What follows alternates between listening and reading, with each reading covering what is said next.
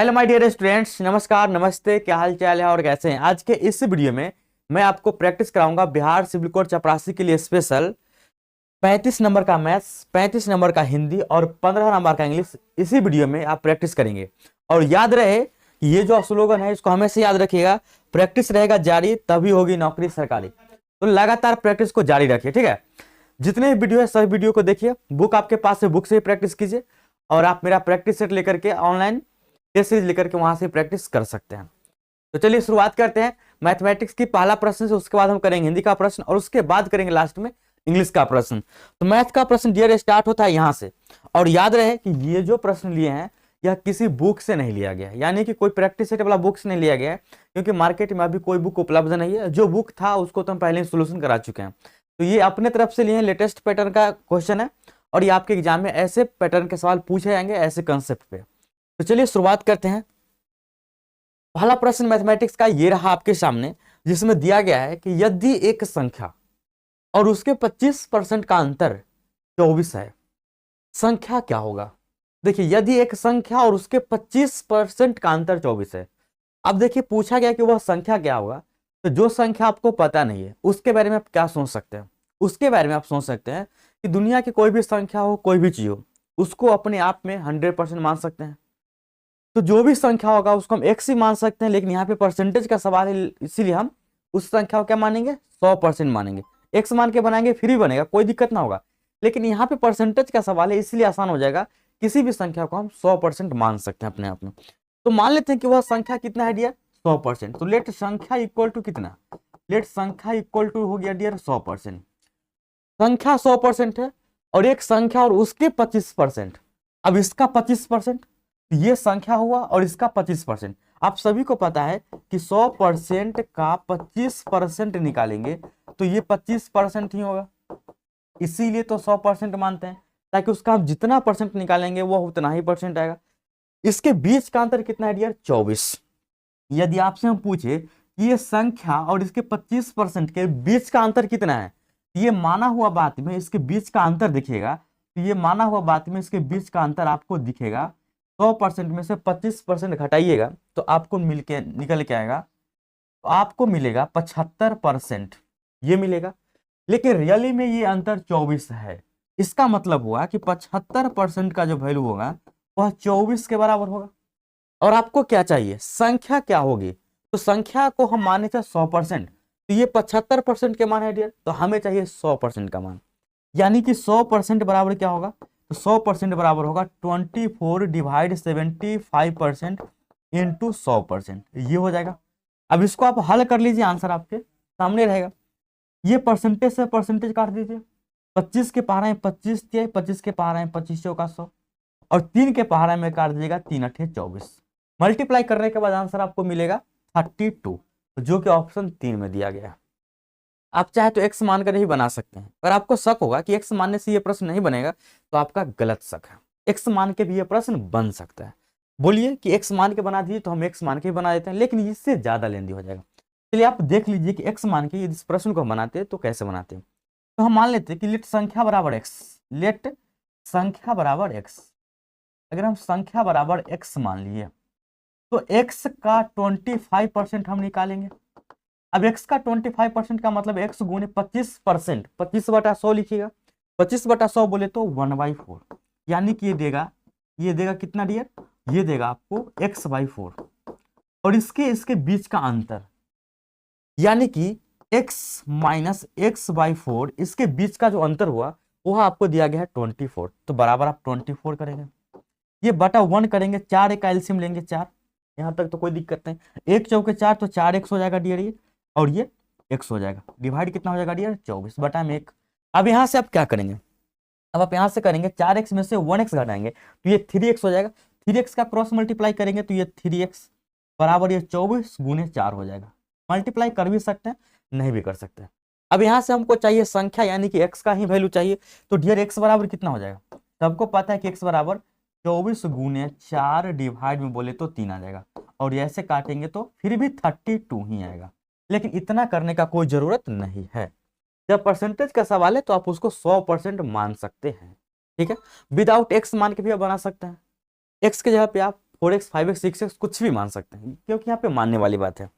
चलिए तो आप चलते हैं डियर अगले प्रश्न की तरफ, और अगला प्रश्न ये रहा आपके सामने। लिखा गया है कि 20% का 10% प्लस 10 का 20% बराबर है, और ऑप्शन में दिया गया है 20 का 10%, 10 का 20%, 200 का 1% और 200 का 2%।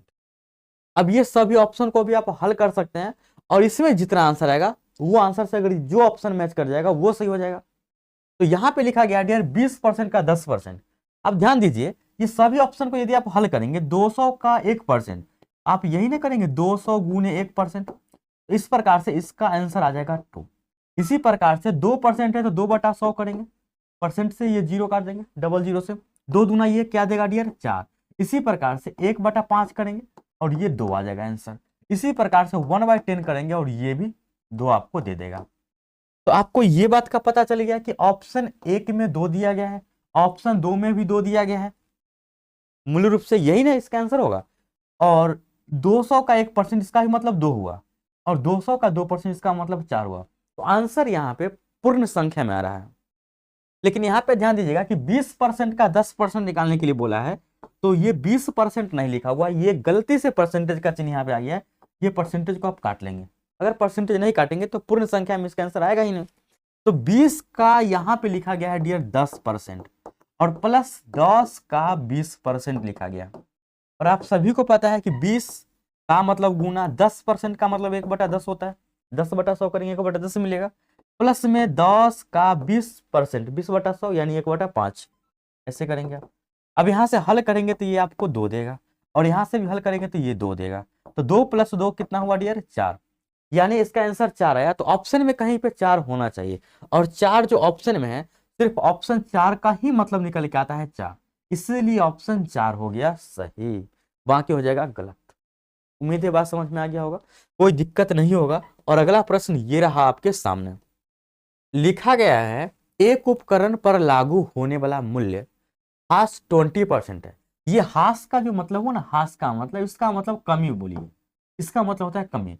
कमी 20% है, उस उपकरण की 3 वर्ष बाद कीमत पूर्व कीमत की होगी। अब देखिए पहले इसका कीमत क्या है ये तो पता नहीं है आपको, इसका कीमत हम कुछ मान लेते हैं, लेट वर्तमान कीमत, पूर्व कीमत, पूर्व कीमत बोले तो या 3 साल पहले की कीमत आप बता सकते हैं। तो मान लेते हैं कि लेट 3 वर्ष पूर्व, 3 वर्ष पूर्व की कीमत, क्या इसको हम वर्तमान की कीमत ही बता सकते हैं, उसके बाद फिर हम 3 साल लगातार घटा देंगे। तो ऐसे सोच सकते हैं। तो आप क्या कीजिए ना कि 3 वर्ष लेट, अभी वर्तमान में मान लीजिए, कुछ भी मान सकते हैं, लेट वर्तमान कीमत। अब देखिए इसका वर्तमान कीमत आप मानने का कुछ ही मान सकते हैं, यहाँ पे परसेंटेज का सवाल है तो 100 मानना ज्यादा आसान रहेगा। तो लेट वर्तमान कीमत इक्वल टू ₹100। होता क्या है कि 3 वर्ष बाद, अब देखिए अभी से 3 वर्ष बाद, अभी 2024 चल रहा है, तो अभी से 3 वर्ष बाद लगातार 20% इसका रेट घटेगा। तो इसके लिए जो यूज होता है फॉर्मूला, वो क्या करना है आपको कि अभी अगर किसी का दाम 100 रुपया है, ये 100 रुपया, 2024 के बाद जाएंगे 2025 में तो 20% कम जाएगा। तो कमने का मतलब हुआ कि ये दाम अपने आप में अभी 100% है, अब 20% कम जाएगा, इसका मतलब इसका दाम 80% रह जाएगा। तो ये हो गया 80%, बोले तो 80/100। फिर 2026 में जाइएगा तो फिर 20% कम जाएगा, यानी कि जो भी दाम है वो अपने आप में 100% है, फिर इसका 20% गिरेगा तो ये 80% हो जाएगा। फिर 2027 में प्रवेश करेगा तो जो भी इसका मूल्य है उसमें भी 20% का गिरावट है, तो फिर 80% हो जाएगा। इस प्रकार से 3 साल लगातार इसका 20% मूल्य घटेगा। अब ये घटने के बाद इसका मूल्य क्या होगा इसको चेक कीजिए। तो यहां से सबसे पहले तो 20 के पार है, 20 चौका 20/2500, 20 चौका 20/2500। और यहां से आप ऐसा कर सकते हैं ना कि ये 100 से 100 चाहे तो आप उड़ा लीजिए, आसान रहेगा, कोई दिक्कत नहीं है यहाँ पे। उसके बाद आप क्या करेंगे, ये 5 के पारा में इसको काट लेंगे, 5 के पारा में कितना आएगा यार, ये 16 आ जाएगा। उसके बाद आपको और कुछ दिख रहा है क्या, ये 5 के पारा में तो कटने लायक नहीं है। अब ऊपर से मल्टीप्लाई कीजिएगा, 4 चौक 16, 16 को 16 से मल्टीप्लाई तो हो जाएगा डियर 256, और डिवाइड हो गया 5। जब इसको डिवाइड कीजिएगा तो 25 25, 5 कम 5, 5 दूना 10, 51.2। तो पूछा है कि वर्तमान का जो कीमत होगा, यानी कि सॉरी 3 वर्ष बाद का जो कीमत होगा वह 3 वर्ष पूर्व की कीमत की होगी। अब देखिए ये सपोज दैट कि ये 2024 का कीमत है, 2024 ईस्वी का ये कीमत है, और ये 2027 ईस्वी का कीमत है। ठीक है, ये 2027 ईस्वी का कीमत है। इसका यह कितना परसेंट है? आप सभी को पता है कि 100 का जितना होता है वो उतना ही परसेंट कहलाता है। तो ये 100 का 51.2 है, यानी कि 3 वर्ष बाद यह 51.2% ही रह जाएगा। तो सही आंसर आ गया ऑप्शन 2। यहाँ तक समझने में किसी कोई समस्या नहीं, इतना कुछ लिखने का तामझाम करने का जरूरत नहीं, आपको समझाना है इसीलिए इतना कुछ लिखना पड़ रहा है। तो आप जब समझ जाएंगे तो जरूरी थोड़ी है कि आपको ये लेट वाला बात मानना पड़ेगा, ये 100 लिखना पड़ेगा। आप डायरेक्ट इस मुद्दे पर आएंगे, इस मुद्दा पर, और 80/100 भी लिखने का जरूरत नहीं है। जब 80% होगा तो आपके दिमाग में डायरेक्ट क्लिक करेगा, अच्छा 4/5, 4/5, यहाँ भी 4/5 करते और फटाफट आंसर निकाल लेते हैं। तो चलिए डियर, बढ़ते हैं अगले प्रश्न की तरफ। और अगला प्रश्न ये रहा आपके सामने। प्रश्न में क्या दिया गया है? शांत जल में एक नाव की गति 15 किलोमीटर प्रति घंटा है और धारा की गति 3 किलोमीटर प्रति घंटा है। धारा के साथ चलने से 12 मिनट में तय की जाने वाली दूरी है। अब सबको पता है कि दूरी बराबर चाल गुने समय होता है। तो यहाँ पे जो चाल होगा यह धारा और नाव दोनों को मिलाकर के बनेगा। और यहाँ पे धारा के साथ चल रहा है, तो जब धारा के साथ चलता है तो दोनों को आपस में जोड़ देते हैं चाल को, और जब धारा के विपरीत चलता है तो आपस में घटा देते हैं। ये बात भी आपको पता है। तो यहाँ पे डियर शांत जल में नाव की गति 15 किलोमीटर प्रति घंटा। ये नाव को हम अगर एक्स मान लेते हैं, सपोज दैट कि नाव को हम एक्स मान ले, नाव को एक्स, तो ये दिया गया 15 किलोमीटर प्रति घंटा। और धारा की गति को हम वाई मान लेते हैं, सपोज दैट धारा वाई मान लेते हैं, और ये दिया गया है आपको 3 किलोमीटर प्रति घंटा। और यहाँ पे नाव जो है वह धारा के साथ चल रही है। तो चाल जो होगा जब धारा के साथ चलेगा, तो आप सभी को पता है कि कोई भी नाव जब धारा के साथ चलेगा ना, तो जितना स्पीड में धारा बहेगा वो स्पीड नाव के चाल में जुट जाता है, उसको इजी लगेगा नाव को चलना, इसीलिए चाल वहां पे जुट जाता है। तो धारा के साथ में चाल को जोड़ देते हैं। धारा के साथ में जो चाल होगा वह क्या होगा डियर, x + y। बोले तो 15 और 3 18 किलोमीटर प्रति घंटा हो जाएगा। यहाँ तक किसी कोई समस्या नहीं। और 18 किलोमीटर प्रति घंटा के स्पीड से चल रहा है, 12 मिनट में तय की गई दूरी। समय कितना ले रहा है डियर, 12 मिनट समय ले रहा है, 12 मिनट। और आप सभी को पता है कि यहाँ पे हमको डिस्टेंस निकालना है, डिस्टेंस बराबर चाल गुने समय होता है। लेकिन याद रहे कि हम यहाँ पे चाल 18 किलोमीटर प्रति घंटा है, तो मुझे समय भी घंटा में ही चाहिए। तो ये 12 मिनट को हम घंटा में बदलेंगे तो 12/60 करेंगे, यानी कि 1/5 घंटा आ जाएगा। तो यहाँ से वैल्यू पुट कर देंगे, 18 हो गया इसका चाल गुने 1/5। ये काम आप मन ही मन कर सकते थे जब आप ये सभी बात जानते हैं कि जब धारा के साथ नाव चलता है तो उसका चाल आपस में जुट जाता है। तो डायरेक्ट आप जान जाते हैं कि अच्छा चाल हो गया 15 3 18, समय 12 मिनट है। तो यहाँ पे किलोमीटर प्रति घंटा में है, तो मिनट को घंटा में बदलना पड़ेगा। 12/60 करते तो 1/5 जाता। तो आप जानते हैं कि डिस्टेंस बराबर चाल गुने समय होता है। डायरेक्ट आप 18 गुने 1/5 लिखते। और यहाँ से जब इसको आप हल करेंगे ना तो डिवाइड करेंगे, यानी कि आ जाएगा 3.6 किलोमीटर। Correct answer option 4। ये सब बात सिर्फ समझने के लिए। उम्मीद है बात समझ में आ गया होगा, कोई दिक्कत नहीं होगा। चलिए नेक्स्ट सवाल की तरफ बढ़ते हैं। और अगला सवाल ये रहा आपके सामने। प्रश्न में दिया गया है कि 3.x/7 गुने 2.y/5 बराबर 10 है। x और y का मान है। अब यहाँ पे फंसने वाली बात है, लेकिन फंसेंगे आपने। अब थोड़ा सा लॉजिकल दिमाग लगाइए कि आप के सामने अगर कुछ ऐसा लिखा हुआ होता है पूर्णांक में, मिश्र पूर्णांक में, इसको बोलते हैं मिक्स्ड फ्रैक्शन, क्या मिश्र अनुपात बोलते हैं, सॉरी मिश्र भिन्न बोलते हैं, मिश्रित भिन्न। तो इसको हम क्या करते हैं डियर, 3 दूना 6 के 7/3 करते हैं। यही तो करते हैं, यानी कि हम 2 को 3 से मल्टीप्लाई तो करते हैं, 6 प्लस में ऊपर वाला को जोड़ के नीचे डिवाइड करते हैं। तो यहाँ भी वही बात करेंगे, 7 को 3 से मल्टीप्लाई कीजिए 21, 21 में आप x को जोड़िएगा तो डियर यहाँ पे 21 + x होगा, डिवाइड कितना आ जाएगा 7, गुने 5 को 2 से मल्टीप्लाई 10 प्लस में y, डिवाइड कितना आ जाएगा डियर 5, और ये बराबर आ जाएगा 10। अब आपको कॉमन सा दिमाग लगाना है, कॉमन सा दिमाग। ये 5 से तो कटना चाहिए हर हाल में, और ये 7 से कटना चाहिए हर हाल में, तभी तो नीचे वाला जब कट जाएगा तो मल्टीप्लाई होकर एक पूर्ण संख्या आएगा। तो ये 5 से कटेगा तो 21 से आगे 25 होना चाहिए, कम से कम 25 होना चाहिए। इसका मतलब x का मान हमको 4 लेना पड़ेगा। जब x का मान 4 लेना पड़ेगा, x का मान, तो यहाँ पे x का मान सिर्फ ऑप्शन 2 में ही दिख रहा है, उसके बाद ऑप्शन 4 में दिख रहा है। तो चलिए भाई हम ये दोनों में से किसी एक जगह से 4 ले लेते हैं। तो यहाँ पे हम ले लेंगे 4, 21 4 25 हो जाएगा। लेकिन 10 में हम कितना जोड़ेंगे ताकि ये 7 से कट जाए? अगर हम 3 जोड़ते हैं तो ये 7 के टेबल में नहीं कटेगा 13, तो हम नहीं ले सकते ऑप्शन 4। एक ही ऑप्शन बचता है ऑप्शन 2, यहाँ भी 4 ले लेंगे। अब 4 लेने के बाद आप देखिए क्या आंसर आ रहा है, 10 सेटिस्फाइड कर रहा है। 21 4 25, 25 होगा तब 5 के पारा में ये 5 मरतबे कट जाएगा, ये 14 होगा तो 2 मरतबे कट जाएगा, 5 गुने 2 10 आ गया। सेटिस्फाइड है, सेटिस्फाइड है, तो करेक्ट आंसर ऑप्शन 2 हो गया। यहाँ तक समझने में किसी को कोई समस्या नहीं, समझ में आ गया होगा। अब चलते हैं अगले प्रश्न की तरफ, और अगला प्रश्न ये रहा आपके सामने। प्रश्न में क्या लिखा गया है, यह एकदम नॉर्मल सा सवाल है, बीजगणित का, अलजेब्रा का प्रश्न, कोई भारी सवाल नहीं है, ठीक है। तो लिखा गया कि x प्लस 1/x बराबर 3 है, x square plus 1/x square का मान आपको बताना है। तो इससे पहले डियर, जब आप बेसिक से ही अलजेब्रा पढ़ेंगे तो थोड़ा दूर जा करके, मात्र थोड़ा दूर, 1 आध किलोमीटर जाएंगे, यानी कि थोड़ा समय तक पढ़ेंगे, बहुत कम समय में। तो शुरुआत में ही आपको सिखाया जाता है कि जब x प्लस 1/x बराबर k हो, जब x प्लस 1/x बराबर k हो, a हो, b हो, c हो, कुछ भी, तो जब हम इसको दोनों तरफ स्क्वायर करते हैं तो स्क्वायर करने के बाद हमें जो मिलता है वो x square plus 1/x square का वैल्यू मिलता है डियर, के स्क्वायर -2 मिलता है, बस। यानी यहाँ पे x प्लस 1/x का मान 3 दिया गया है, इसी फॉर्मूला पे लगा देंगे।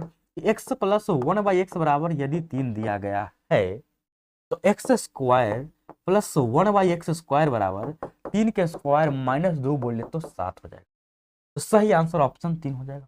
यहाँ तक समझने में कोई दिक्कत नहीं। यदि आपको बेसिक्स, यदि आपको ये प्रैक्टिस सेट करते, यदि आपको ये प्रैक्टिस सेट करने में दिक्कत आ रहा है, आपको लग रहा है कि सर सभी चैप्टर से प्रश्न ले रहे हैं, और आपको ऐसा लग रहा है कि हमको सर समझ में तो आ जाता है लेकिन सभी चैप्टर से एक बार में प्रश्न हमसे नहीं बनेगा, इसका मतलब है कि आपने अभी तक कहीं से बेसिक से क्लास नहीं किया है। और आपने अभी तक बेसिक्स क्लास नहीं किया तो आपसे कैसे बनेगा? समझ तो जाएंगे आप, इतना बेहतरीन तरीका से आपको हम समझाएंगे, समझ आप जरूर जाएंगे, लेकिन फिर आपसे नहीं बनेगा प्रश्न। अगले प्रैक्टिस सेट में खुद से बनाइएगा। तो इसका एक ही उपाय है कि आपको एक बार सभी चैप्टर को बेसिक से पढ़ना पड़ेगा, और बेसिक से पढ़ने के लिए आपके पास समय नहीं है तो मत पढ़िए, लेकिन अगर आपके पास समय है तो आप निकाल के पढ़िए। पढ़ने के लिए आपको क्या करना पड़ेगा, यदि आप हमसे बेसिक क्लियर करना चाहते हैं डियर, तो आप सभी को पता होना चाहिए कि जो लोग बिहार सिविल कोड विजय बैच जो स्टार्ट हम किए थे, कब किए थे? 23/6/2023 ये स्टार्ट किए थे। उस टाइम 0 to हीरो हम पढ़ाए थे, वो बैच समाप्त हो चुका है। ये बैच समाप्त हो चुका है, इसमें कुछ ही क्लास बचा हुआ है, हिंदी और इंग्लिश से थोड़ा सा रिलेटेड है, बाकी मैथ का पूरा क्लास खत्म है। उसके बाद आपको अभी तो लाइव नहीं मिलेगा, ये बैच खत्म है। आप क्या कर सकते हैं कि इस बैच को ज्वाइन कर सकते हैं, और ज्वाइन करने के लिए आपको डाउनलोड करना पड़ेगा RKP ऐप। प्ले स्टोर में आप ऐसा सर्च करेंगे ना RKP, तो इस प्रकार के कुछ लोगो आपको दिखेगा, इस पे डाउनलोड, इसको आपको क्या करना है, इंस्टॉल कर लेना है। इंस्टॉल करके इस पर आप रजिस्ट्रेशन कीजिएगा, फिर पेड कोर्स में जाइएगा और ऐसा एक बैच मिलेगा, इसको आपको ज्वाइन कर लेना है। ज्वाइन जैसे ही कीजिएगा तो आप पहले तो मैथ्स क्लास 1 से बढ़िया से पढ़ के समाप्त कर लीजिए।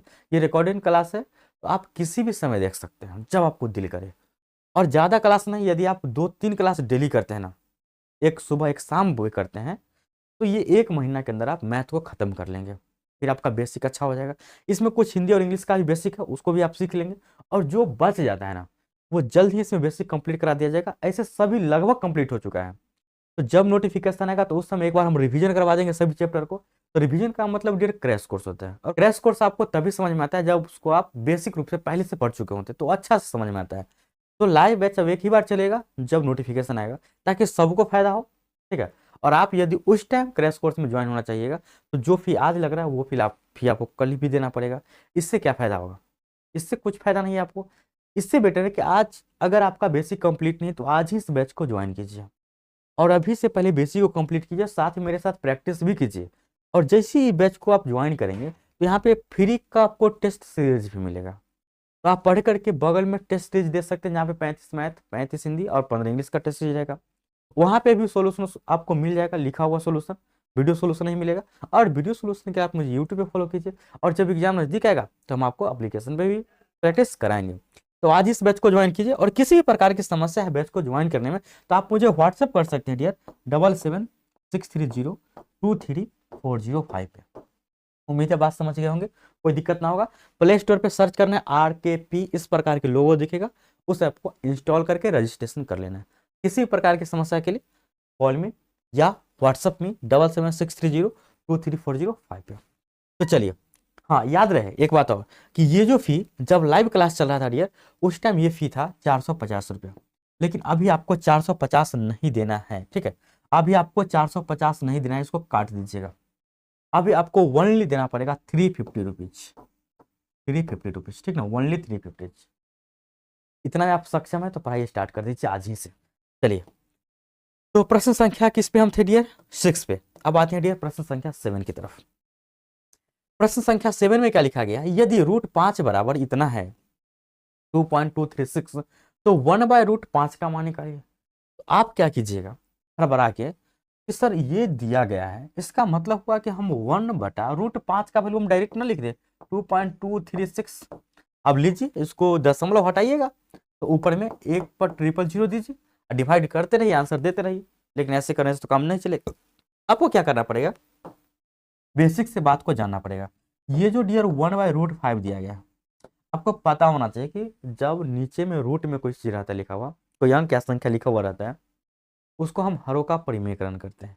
हरों का परिमेयकरण करने का मतलब कि जो नीचे लिखा गया उसको ऊपर और नीचे लिख करके मल्टीप्लाई कर देते, डिवाइड करके। अब देखिए यहाँ से कट भी जाएगा तो फिर इतना ही बचेगा। इसका मतलब हुआ डियर के ऊपर में हो गया √5 बटा में ये √5 गुणे √5, तो 1/5 बाहर आ जाएगा, समझ गया।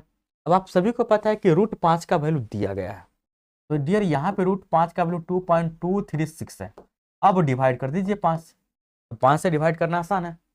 जब आप इसको डिवाइड करेंगे तो डिवाइड करके आपको मिलेगा 5 चौका 20, 2 3 5 चौका 20, 5 7 35, 5 दूना 10, यानी कि 0.4472।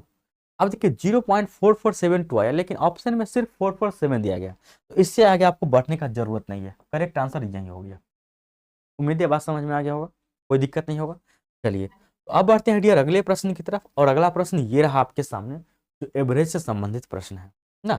यदि 5 पर्यवेक्षणों x, x+2, x+4, x+6 और x+8 का माध्य 11 दिया गया है, तो अंतिम 3 पर्यवेक्षणों का माध्य होगा। यानी कि फाइनली आपको x का वैल्यू निकालना है, और जब आप x का वैल्यू निकालेंगे तो बोला गया है कि अंतिम 3, यानी कि ये अंतिम से पहला, अंतिम से ये दूसरा हो गया, और अंतिम से तीसरा, इसका माध्य निकालना है। ये तभी कर पाएंगे जब x का वैल्यू आपको पता होगा, और जब इतना आप कर लेंगे तो समझ।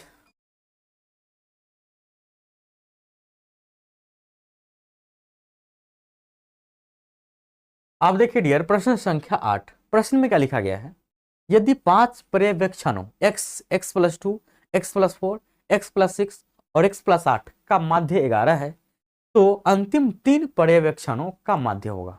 अंतिम से 3 पर्यवेक्षणों का माध्य बताना है, यानी कि अंतिम से पहला ये हुआ, दूसरा हुआ ये x+6 और ये x+4, तीसरा हुआ। तो इसका माध्य निकालने के लिए आपको x का मान पता होना चाहिए। x का मान कैसे निकालिएगा, यहाँ पे आप सभी को पता है कि माध्य यानी कि एवरेज, जो एवरेज होता है वह सभी संख्याओं का योगफल डिवाइड संख्याओं की संख्या से डिवाइड करके आता है। तो यहाँ पे डियर सभी संख्याओं का योगफल अगर जोड़िएगा, तो अगर बेसिक से चलते हैं ऐसे आप मन में ही जोड़ सकते हैं। यदि आप बेसिक से देखेंगे तो यहाँ पे x फिर प्लस जोड़ेंगे, पहला संख्या के बाद शुरुआत से दूसरा संख्या x+2 जोड़ेंगे, फिर इसके बाद आप x+4 जोड़ेंगे, फिर x+4 जोड़ दिए, फिर आप x+6 जोड़ेंगे, और फिर आप x+8 को जोड़ेंगे। डियर ये कुल मिलाकर के कितना संख्या हो गया, कुल मिलाकर के ये कितना संख्या हुआ, तो यहाँ पे देखिएगा, तो कुल मिला के एक संख्या ये हुआ, दूसरा, तीसरा, चौथा और ये पांचवा, यानी कि 5 से आपको डिवाइड करना पड़ता है। इतना आपको करने का जरूरत नहीं, ये सिर्फ सिखाने के लिए। और यही होता है माध्य, जो कि दिया गया है 11, यानी कि बराबर में हम 11 लिख सकते हैं, कोई दिक्कत नहीं यहाँ से किसी को। बटा में कुछ है तो 1 दे दिए। अब आप सभी को पता है हम क्रॉस मल्टीप्लाई कर सकते हैं, लेकिन उससे पहले इस सबको हम जोड़ लेंगे आपस में। जब जोड़ेंगे तो x, x 2x, 3x, 4x, 5x, तो डियर यहाँ पे मिला हमको 5x प्लस 2 4 6 12 8 20। और जब क्रॉस मल्टीप्लाई कीजिएगा इसको 5 से तो ये 55 हो जाएगा। और यहां से डियर 5x बराबर 20 को उधर ले जाएंगे तो 35 आ जाएगा। और इस प्रकार से x बराबर मिल जाएगा आपको 7। जब x का वैल्यू 7 आ गया तो आपसे यही तो पूछा गया है ना, अंतिम से 3 अंकों का माध्य बताइए। इसमें अगर 7 रखिएगा तो इसका आंसर आ जाएगा कितना डियर, ये आ जाएगा 15, 7 8 15, ये आ जाएगा 13, 7 6 13, और ये 7 4 11। यानी कि आपको 11 प्लस 13 प्लस 15 का माध्य बताना है। ये 3 संख्या है तो 3 से डिवाइड, 11 13 कितना होता है 24, 24 और 15 कितना होता है डियर 39। 39 डिवाइड 3 करेंगे तो कितना आएगा बताइए, 13 नहीं आएगा, और करेक्ट आंसर ऑप्शन 1 हो जाएगा। लेकिन बोलिएगा कि सर अगर हम इतना नहीं लिखना चाहते हैं तो क्या करेंगे। जब आप ये बात समझ गए कि सभी को आपस में जोड़ना है तो ये लिखने का क्या जरूरत है, आप मन ही मन ऊपर में जोड़ सकते हैं, x x 2x 3x 4x और ये 5x, तो मन ही मन जोड़ सकते थे। अच्छा ये 5x हो गया, अच्छा 2 4 6 6 6 12 8 20, अच्छा ये 5x प्लस 20 हो गया बराबर डायरेक्ट। ये कुल मिलाकर कितना संख्या है तो 5 संख्या है, माध्य 11 दिया गया है, 11 5 55, मतलब टोटल आपको निकालने का बारी आएगा। तो माध्य और गुणे टोटल संख्या की संख्या, टोटल संख्या की संख्या 5 है तो 11 गुणे 5 ये 55 कर लेते, एक ही लाइन आप लिखते और x का मान आप तुरंत निकाल पाते 7, पुट करते आंसर आपके सामने 13 हो जाता। बन जाएगा इसका प्रश्न। चलिए अगला प्रश्न की तरफ। अगला प्रश्न ये रहा आपके सामने। प्रश्न में क्या लिखा गया है, अंग्रेजी गणित और कंप्यूटर साइंस के लिए एक कॉलेज में 5:7:8 के अनुपात में स्थान है। यदि स्थानों की संगत संख्या को क्रमशः 40%, 50% और 75% बढ़ा दिया जाए तो नया अनुपात क्या होगा। अब यहाँ पे आपको देखकर इस सब चीज को घबराने का नहीं है कि ये जो सर अगर 5 लिखल है, ये 7 लिखा हुआ है और ये 8 लिखा गया है, अंग्रेजी बोले तो ये इंग्लिश, गणित बोले तो ये मैथ्स, और कंप्यूटर साइंस बोले तो CS लिख देते हैं कंप्यूटर साइंस। ये इस रेशियो में अब होता क्या है कि यदि स्थानों की संगत संख्या को क्रमशः बढ़ाया जाता है, जो भी संख्या इसको हम क्रमशः 40%, 50%, 75% बढ़ाएंगे तो दिक्कत हो जाएगा कि 5 का 40% निकालना तो मुश्किल है, 0 पॉइंट में आ जाएगा। तो इसके लिए हम क्या करेंगे यार, आप सभी को पता होना चाहिए कि जो रेशियो होता है ना वो परफेक्ट नहीं होता है। इसमें हम अपना मर्जी से किसी भी संख्या से गुणा कर सकते हैं, किसी भी संख्या से डिवाइड कर सकते हैं। तो हम यहाँ पे ऐसा करते हैं ना कि अगर हम 100 से सभी जगह मल्टीप्लाई कर ले कम से कम तो 500 700 800 हो जाएगा, तब जाके हमको 40% 50% 75% निकालना आसान हो जाएगा। तो क्या करेंगे कि इसमें सभी में 100 से मल्टीप्लाई, तो ये 500 हो जाएगा, ये 700 हो जाएगा और ये 800 हो जाएगा। और सभी को क्या किया जाता है डियर, 40% 50% और 75% बढ़ा दिया गया। यानी कि ये तो 500 है, ये 500 है, लेकिन 500 का 40% अब बढ़ा दिए। अब 500 का 40% मन ही मन आप निकाल सकते हैं डियर। ये 500 का 40% जब सोचिएगा तो 40 बटा में 100, परसेंटेज हटाने के बदले में बटा में 100 बार बार दीजिएगा तो ये 0 से 0 कट जाएगा, 40 पचे 200, यानी कि यहाँ पे हम 200 बढ़ा दिए। 700 का 50% यानी कि आधा बढ़ा दिए, यानी कि यहाँ पे हम 350 बढ़ा दिए। और 800 का 75% यानी 75 बटा 100, तो 0 0 कट जाएगा, तो 75 गुणे 8 कितना होता है डियर, 75 गुणे 8, 75 चौका होता है 300, यानी दूना 600, यानी यहाँ पे हम 600 बढ़ा दिया। अब क्या कीजिए कि बढ़ाने के बाद ये 700 हो जाएगा, ये 1050 हो जाएगा और ये 1400 हो जाएगा। अब इसके बीच का रेशियो बताइए कि इसके बीच का अब नया रेशियो क्या होगा। ये 0 से 0 तो आप काट सकते हैं, उसके बाद और कोई टेबल में कटेगा क्या, मुझे लग रहा है कि ये 7 के पारा में कट जाएगा, 7 दाएं के 70, 15 मरतबे 7 दूना 14 यानी कि 20, अभी भी कटेगा या 5 के पारा में, 5 दूना 5 तिहाई 5 चौका 2 3 4 के अनुपात में ये कट के आ गया। सही आंसर ऑप्शन 1। तो इतना कुछ समझ गए होंगे, आप मुजबानी कर सकते हैं, मुजावानी कैसे कर सकते हैं डियर, डायरेक्ट 100 से मल्टीप्लाई करते हैं, 500 700 800 दिखता है, उसमें 40% बढ़ाना है, यानी कि 200 बढ़ाना है, 350 बढ़ाना है, 600 बढ़ाना है। अब ये बढ़ाने वाला जो बात है इसको आप डायरेक्ट इस प्रकार से भी सोच सकते हैं, कहीं से कोई दिक्कत नहीं होगा। एक बात बता देते हैं कि अगर बढ़ाने वाला बात है तो जैसे 500 हुआ, इसको हम 40% बढ़ा रहे हैं तो इसको हम डायरेक्ट 140% लिख सकते हैं डायरेक्ट। ये 0 से 0 काटेंगे और ये फाइनली 700 दे देगा। इस प्रकार से भी आप बढ़ा सकते थे, ठीक है। और भी बहुत सारा तरीका है। अगला प्रश्न ये रहा आपके सामने। प्रश्न में क्या लिखा गया है, कौन सा सबसे अलग है। अरे सबसे अलग पूछा है, ये सीरीज का क्वेश्चन हो गया। सबसे अलग कहने का मतलब यहाँ पे आपको सोचना पड़ेगा, स्क्वायर के रूल पे आ रहा है या क्यूब के रूल पे आ रहा है या अभाज्य संख्या के रूल पे आ रहा है या सम संख्या पे आ रहा है या विषम संख्या पे आ रहा है, मतलब किस कैटेगरी में है। और जिस कैटेगरी में होगा ये लाइन, उससे कैटेगरी से एक कोई संख्या होगा जो बाहर होगा, वही होगा सबसे अलग। तो मुझे यहाँ पे दिख रहा है डियर 8, देखते मात्र आपको पता चल जाएगा। अच्छा सर ये तो 2 का क्यूब लिखा गया है, 27 मतलब 3 का क्यूब लिखा गया है, ये सर 4 का क्यूब है। अच्छा सर ये तो 10 का स्क्वायर है, लेकिन सर ये तो हम 5 का क्यूब बोलते हैं इसको, और इसको हम बोलते हैं 7 का क्यूब। यानी ये सभी क्यूब पर आधारित है, लेकिन एक सिर्फ 100 है जो स्क्वायर पर आधारित है। तो सबसे अलग हो गया ये ऑप्शन 1, कर लीजिएगा, कोई दिक्कत नहीं। अगला प्रश्न ये रहा आपके सामने। अब ये प्रश्न को जैसे ही आप देखेंगे आपका जी में चला जाएगा, सर ये क्या पूछ दिया। सो इजी प्रश्न है, बहुत इजी, जोर घटाव से बीजी प्रश्न है। आप सभी को पता होना चाहिए कि यहाँ अगर इस साइड में एलएचएस में ए बटा बी है तो आरएचएस में भी हमको ए बटा बी करना पड़ेगा, या अगर आरएचएस में बी बटा ए है तो हमको इधर भी बी बटा ए करना पड़ेगा। यानी कि दोनों तरफ हमको आधार को समान कर लेना है।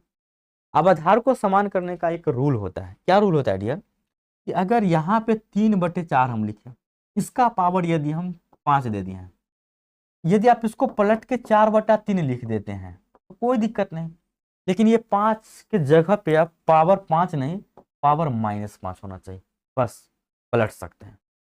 तो हम ऐसा करते हैं ना, इधर वाला को हम सेम टू सेम रखते हैं डियर, इधर वाला को हम सेम टू सेम ए बटा बी लिखते हैं, ये पावर x-1 हो गया।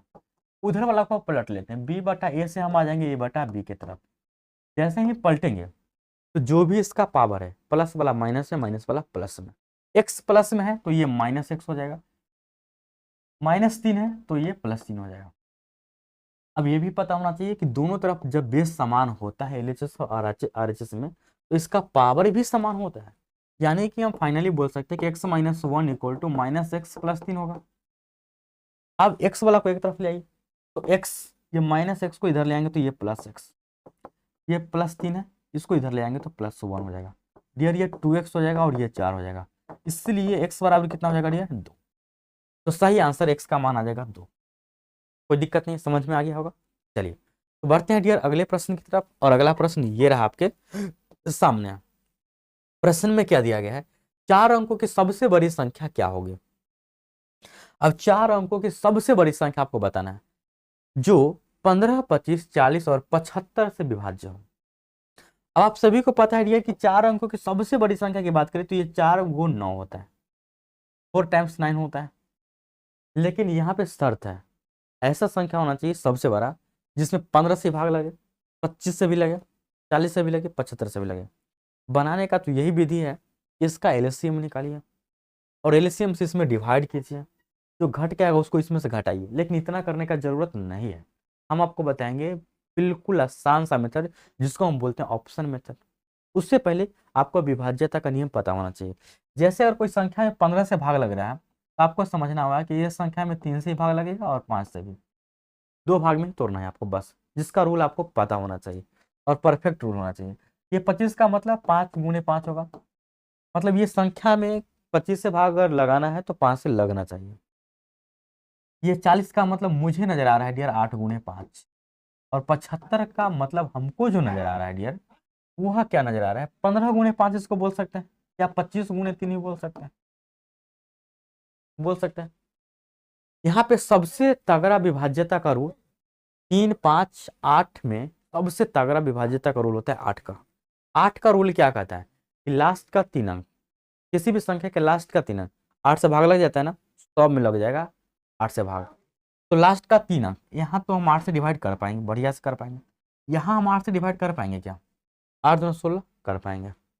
यहाँ 8 से डिवाइड कर पाएंगे क्या 3 अंक में, तो 8 8 64 नहीं, 8 से तो 56 कर जाए।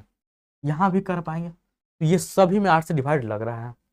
अच्छा 8 से अगर डिवाइड सब में लग गया तो उसके साथ साथ डियर 3 से भी लगना चाहिए, तीन का रूल क्या कहता है कि अंकों का योगफल 3 से डिवाइड हो। 9 और 2 11 ना होगा, 3 से डिवाइड होने वाला नहीं, गलत हो गया। सिर्फ 9 हो जाएगा, 9 8 17 कभी नहीं होगा, 9 6 15 हो जाएगा। अब ये भी लग रहा है और ये भी लग रहा है। आप जरा सोचिए, हमको चारों अंकों की सबसे बड़ी संख्या पूछा है, तो 9600 और 9000 में हम किसको चूज करेंगे? एब्सोल्युटली हम इसको ही चूज करेंगे, इसको तो हम चूज नहीं कर सकते हैं। इसलिए डियर सही आंसर ऑप्शन 4 हो गया। ठीक है, चलिए तो बढ़ते हैं डियर अगले प्रश्न की तरफ। और अगला प्रश्न ये रहा आपके सामने। प्रश्न संख्या 13 में क्या लिखा गया है? वह सबसे छोटी कौन सी संख्या है जिसमें 3 जोड़ने पर 27 से, 35 से, 25 से और 21 से पूर्ण रूप से विभाज्य है? 3 जोड़ने पर। अच्छा, जब हम 3 जोड़ेंगे तब ना विभाजित होगा। तो नजरिया को आप चेंज कीजिए। 3 जोड़ने के लिए बोला है तो सब में 3 जोड़ दीजिए ऑप्शन में। ये हमको 4728 दिख रहा है, जिसको हम बोलेंगे डियर 4731। 3 जोड़ दी, लीजिए। 4725 है, इसको हम बोलेंगे डियर 4728। 3 जोड़ दी। 317 है डियर, इसको हम बोलेंगे 320।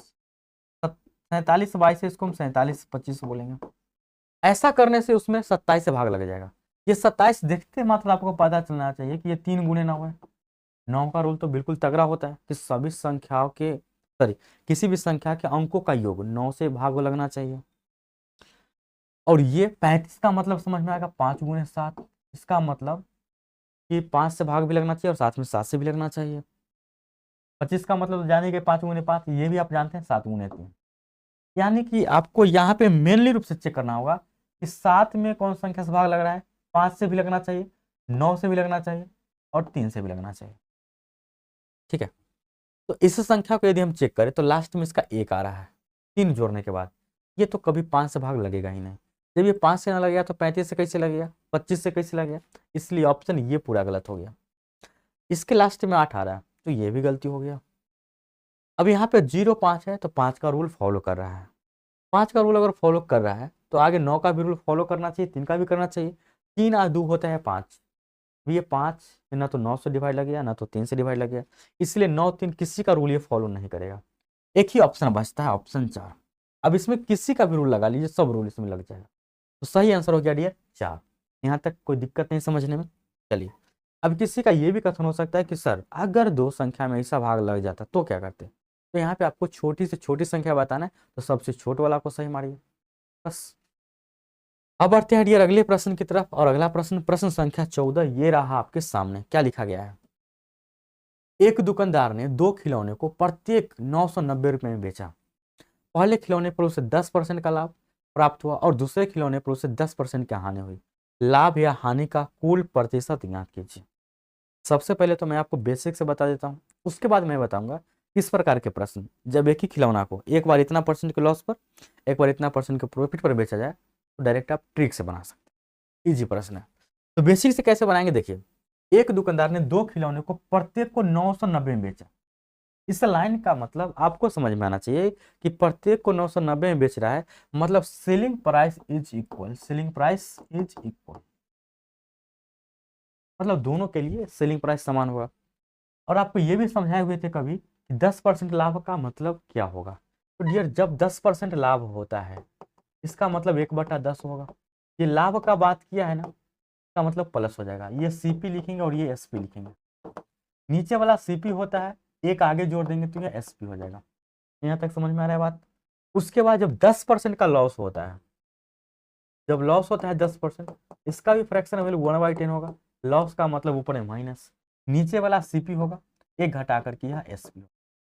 लेकिन यहाँ तो प्रश्न में बोला गया है कि प्रत्येक को समान मूल्य पर बेचते हैं, सेलिंग प्राइस समान होना चाहिए। यहाँ पे क्या सेलिंग प्राइस समान है? बिल्कुल नहीं है। 11 9 को समान करना है, तो 9 से इसमें मल्टीप्लाई कर देंगे तो 99 बन जाएगा, इसमें 11 से कर देंगे ये भी 99 बन जाएगा। अब तो सेलिंग प्राइस समान हुआ, लेकिन अभी नहीं हुआ है। इसमें 9 से किए तो इसमें भी 9 से करना होगा, इसमें 11 से तो इसमें भी 11 से। आफ्टर मल्टीप्लाई, आफ्टर मल्टीप्लाई देखिएगा तो ये 90 हो जाएगा डियर, और ये 110 हो जाएगा, ये 99 हो जाएगा और ये भी 99 हो जाएगा। आफ्टर मल्टीप्लाई जब देखिएगा यहाँ पे टोटल निकालिएगा, ये दोनों वस्तु को जब हम खरीदे थे तब मुझे खर्च देना पड़ा। एओ का दाम 90 रुपया पड़ रहा है और इसका 110 रुपया पड़ रहा है, यानी कि 200 रुपया का खरीदारी यहाँ पे हो रहा है। और जब बेचने का बारी है तो हम समान रेट में बेच रहे हैं, 99 और 99 बेच रहे हैं, कुल मिलाकर बोले तो हम 198 बेच रहे हैं। अब बताइए आपको लॉस हुआ या प्रॉफिट? 200 का सामान आप 198 बेचे तो लॉस ही होगा ना। कितने का लॉस हुआ डियर? 2 का। और लॉस परसेंट निकालना है तो 2 का लॉस आपको 200 पे हुआ तो डिवाइड 200 करेंगे और गुने 100 करेंगे। इस प्रकार से आपका आंसर निकलेगा 1% लॉस। ये था डियर बेसिक, बिल्कुल बेसिक से। अब चलते हैं ट्रिक से। ट्रिक कब लगाएंगे? ट्रिक तभी लगाएंगे जब एक ही वस्तु को 2 बार बेचा जाए और सेम मूल्य पे, सेम प्राइस पे, और एक बार इतना प्रॉफिट हुआ इतना लॉस हुआ। अगर सेम प्रॉफिट सेम लॉस रहेगा, सेम प्रॉफिट सेम लॉस रहेगा तो और इजी है। ऑलवेज इस टाइप में हमेशा लॉस ही होगा। Same profit same loss, always उसको लॉस ही लगेगा। तो आप डायरेक्ट निकालेंगे लॉस परसेंट। ट्रिक याद रखिए, आप डायरेक्ट निकालेंगे डियर लॉस परसेंट। क्या करेंगे? ये P गुने L, मतलब profit percent into loss percent करेंगे तो 10 गुने 10 और बटा में करेंगे ऑलवेज 100। यानी कि 100/100 बोले तो हम डायरेक्ट 1% हानि बोल देंगे। करेक्ट आंसर ऑप्शन 2 हो गया। ठीक है, चलिए अब बढ़ते हैं डियर अगले प्रश्न की तरफ। और अगला प्रश्न ये रहा आपके सामने। प्रश्न में क्या दिया गया है? एक घनाभ जिसके 3 आसन फलकों का पृष्ठीय क्षेत्रफल ABC है का आयतन ज्ञात कीजिए। देखिए ये प्रश्न थोड़ा सा लॉजिकल है। यहाँ पे सबसे पहले बोला गया है कि एक घनाभ है। घनाभ और घन में अंतर होता है। घन का मतलब हुआ जिसका सभी फलक आपस में समान हो, सभी फलक का क्षेत्रफल आपस में समान हो। घनाभ का मतलब हुआ जिसका सभी फलक का क्षेत्रफल अलग अलग हो, भिन्न भिन्न हो। तो घनाभ इस प्रकार से बनता है, यह एक घनाभ हो गया। ये बना दिए डियर घनाभ। ये बात तो सबको पता होगा घनाभ बनाने का जानकारी। अब इस घनाभ में आपको दिया गया है 3 आसन फलकों का पृष्ठीय क्षेत्रफल। पृष्ठीय क्षेत्रफल का मतलब ऊपर वाला फलक हुआ, इसका एक अलग क्षेत्रफल होगा। तो आप सभी को पता है कि जब हमको मानने का बारी आता है डियर, तो हम क्या करते हैं कि ये इसको हम क्या मान लेते हैं डियर? L क्या मान लेते हैं? और डियर इसको हम क्या मान लेते हैं? B। और इसको हम मान लेते हैं क्या? H ना। ये लंबा वाला को हम मान लिए L, लेंथ हो गया। ये चौड़ा वाला को हम ब्रेथ मान लिए और ये ऊंच वाला को हम हाइट मान लिए, LBH। 3 आसन फलकों, आसन का मतलब हुआ कि तीनों जुड़ा हुआ फलक।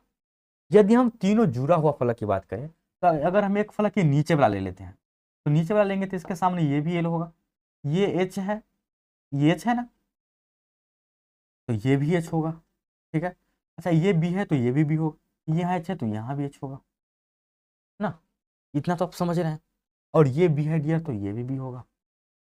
अब देखिए यहाँ पे आप सभी को पता है कि तीनों का यदि हम क्षेत्रफल निकालेंगे तो तीनों का क्षेत्रफल आपको डायरेक्ट याद रखना पड़ेगा। याद रख भी सकते हैं, चाहे तो नहीं भी याद रख सकते हैं। ये देखिए यहाँ पे अगर इस फिगर की बात करें, यहाँ से लेकर यहाँ तक जो फिगर बन रहा है, ये फिगर, इसका क्षेत्रफल की हम बात करें तो L गुने ये B है और ये B है, ये इसका हाइट है। तो सिर्फ नीचे वाला फलक पेंदा का इसका क्षेत्रफल निकालेगा तो L गुने आपको B नजर आएगा, तो आपको LB नजर आ गया। इसी प्रकार से जब इसके सटले इसका भी निकालिएगा, B गुने ये H है ना, सॉरी डियर, तो ये भी H हो जाएगा, तो B गुने H आएगा, B गुने H। और साथ में अगर आप इसका निकालिएगा इधर इस साइड वाला का, ये L है और ये H है, तो ये भी H होगा और ये भी L होगा, L गुने H है। ये आ गया। यहाँ तक तो कोई दिक्कत नहीं समझने में। लगातार LB BH प्लस LH, एक घनाभ जिसके तीन आसन फलकों का पृष्ठीय क्षेत्रफल ABC है। अच्छा, 3 आसन का पृष्ठीय क्षेत्रफल आपको ABC दिया गया है, इसका आयतन बताना है। आप सभी को पता है कि इसका A मान दे देंगे, इसको B दे देंगे क्योंकि ABC दिया गया। अब यहाँ से आपको क्या सोचना है कि डियर ये भी क्षेत्रफल दिया गया है और ये भी क्षेत्रफल दिया गया है। इसका मतलब हुआ कि सबको आपस में यदि मल्टीप्लाई करेंगे तो दोनों क्षेत्रफल बराबर होना चाहिए। यानी कि हम लिख सकते हैं कि LB गुने BH गुने LH, इधर वाला क्षेत्रफल को मल्टीप्लाई करेंगे तो ये जो क्षेत्रफल एक पूर्ण संख्या हमारे सपोज है, तो ये भी आपस में क्या होगा डियर? बराबर होगा, ABC के बराबर होगा। इतना बराबर होगा। अब यहाँ ध्यान से देखिएगा तो डबल L मिलेगा आपको, डबल B मिलेगा, डबल H मिलेगा। तो फाइनली हम L स्क्वायर, B स्क्वायर और H स्क्वायर बोल सकते हैं। ये ABC आ गया। लेकिन आप सभी को पता है कि घनाभ का जो आयतन होता है वह होता है LBH, L गुने B गुने H होता है। हमको यहाँ पे l square b square h square आ गया। आप ऐसा कर सकते हैं कि यहाँ से आप एल बी एच ये पूरे का होल स्क्वायर दे सकते हैं, ये भी सी के बराबर हो जाएगा। हमको सिर्फ एल बी एच चाहिए, इधर से स्क्वायर हटा देंगे, जैसे इधर से आप स्क्वायर हटा देंगे तो एल बी एच हो जाएगा root under a b c. लेकिन root under a b c जो हुआ इसको हम क्या कर सकते हैं कि अब रूट को भी हटा सकते हैं। अब रूट का मतलब होता है डियर, आप सभी को पता होना चाहिए, ये जो रूट है इसका मतलब होता है पावर 1/2, जो कि सिर्फ ऑप्शन 4 में दिया गया है। यानी कि एलबीएच का मान आ गया रूट अंडर एबीसी या एबीसी का पावर 1/2। उम्मीद है समझ में आ गया होगा, थोड़ा सा हाई लेवल है लेकिन आपको समझ में आ जाना चाहिए, कोई भारी बात है नहीं। चलिए बढ़ते हैं डियर अगले प्रश्न की तरफ। और अगला प्रश्न ये रहा आपके सामने। प्रश्न में दिया गया है चक्रवृद्धि ब्याज गणना वार्षिक तौर पर होती है, दर पर एक धनराशि 2 वर्षों में 1600 रुपया हो जाती है और 3 वर्षों में 1700 हो जाती है। ब्याज की दर ज्ञात कीजिए। अब आपका पैसा है, आप लगा दीजिए इसको ब्याज पर, चक्रवृद्धि ब्याज पर। 2 वर्ष में आपका पैसा 1600 और जैसे ही तीसरा वर्ष हुआ आपका पैसा 1700। इसका मतलब क्या हुआ, 100 रुपया आपको फिर ब्याज मिला। अच्छा एक बात बताइए, चक्रवृद्धि ब्याज में क्या होता है, ब्याज पर ब्याज मिलता है ना। 1 साल के अंतिम में पूरे टोटल राशि को जगह कर लिया जाता है, फिर उसका ब्याज चलाया जाता है। तो 2 साल के अंतिम में आपका रुपया 1600 था, फिर आपको वो पैसा नहीं दिया तो अब आपका ब्याज 1600 पे ना चल रहा है, तीसरा साल में 1700 हो गया, मतलब 1600 रुपया पे आपको 100 का ब्याज मिला। तो बस सिंपल बात सोचिए कि आपको ब्याज परसेंट निकालना है, रेट परसेंट। आपको 100 रुपया का ब्याज मिल रहा है और किस पे मिलेगा, 1600 से 1700 हो गया, यानी 1600 रुपया पर आपको ब्याज मिल रहा है, तो डिवाइड 1600। सबको पता है परसेंटेज में चेंज करना है तो गुने 100, इतना करेंगे और आपके सामने जो आंसर दिखेगा डियर 100/16 बोले तो 6.25% ऑप्शन 3 हो जाएगा। यहाँ तक किसी कोई दिक्कत नहीं, समझ में आ गया। चलिए बढ़ते हैं डियर अगले प्रश्न की तरफ। और अगला प्रश्न ये रहा आपके सामने। प्रश्न में क्या लिखा गया है, यदि √3 के पावर 5 गुने 9 के पावर 2 बराबर 3 के पावर n गुने 3√3 है तो n बराबर होगा। घबराने का नहीं है, करना क्या होगा आपको देखिए। सबसे पहले तो जब बीच में बराबर का चिन्ह हो, इधर भी कुछ लिखा गया हो इधर भी कुछ लिखा गया हो और पावर वाला मान पूछे, तो सबसे पहला काम आपको बेस को बराबर कर लेना है। ये √3 के पावर 5 है, यहाँ तक तो कोई दिक्कत नहीं है, हम लिख सकते हैं डियर ये 3। रूट अंडर के बदला में अभी आपको हम बताए थे कि रूट अंडर यदि हटा देंगे तो 1/2 लिख सकते हैं, और इसका भी पावर 5 है लिख सकते हैं, गुने हम 9 को 3 में कन्वर्ट करते हैं, बेस को समान करते हैं, तो 9 के बदला डियर हम 3 का स्क्वायर लिख सकते हैं और फिर भी इसका पावर 2 दिया गया बराबर ये 3 के पावर n गुने 3 गुने √3, कुल मिलाकर बोले तो 3 गुने √3 मतलब 3 के पावर 1/2 लिख सकते हैं ना, लिख सकते हैं। तो यहाँ से आप सभी को पता होना चाहिए कि ये पावर क्या होता है, आपस में मल्टीप्लाई हो जाता है, यानी 3 के पावर डियर ये हो गया 5/2 गुने 3 के पावर ये 4 हो जाएगा, 2 दूना 4 बराबर ये 3 के पावर n है और गुने में 1 है, इसको आपस में आप जोड़िएगा, तत्काल इसी को आपस में जोड़िए, 1 + 1/2 कीजिएगा तो ये 3/2 होता है, यानी 3 गुने 3/2 हो गया। अब यहाँ भी बेस समान है यहाँ भी बेस समान है तो पावर जोड़ना पड़ेगा, यानी 3 के पावर हम 5/2 + 4 लिख सकते हैं, प्लस में 3 के पावर हम n + 3/2 लिख सकते हैं। अब यहाँ तक यदि आपको समझ में आ गया है बात, तो आप 3 के पावर डायरेक्ट इसको प्लस करेंगे तो 4 दूना 8 5 13/2 हो जाएगा, और इसको करेंगे तो 3 के पावर 2 को n से मल्टीप्लाई 2n + 3, यानी कि 2n + 3 हो जाएगा और डिवाइड कर देंगे 2। अब आप सभी को पता होना चाहिए कि जब बेस समान हो बीच में बराबर का चिन्ह हो तो इसका पावर भी आपस में समान होता है। ये इसका मतलब हुआ डियर कि ये जो 13/2 हुआ ना, ये बराबर होगा 2n + 3/2 के बराबर।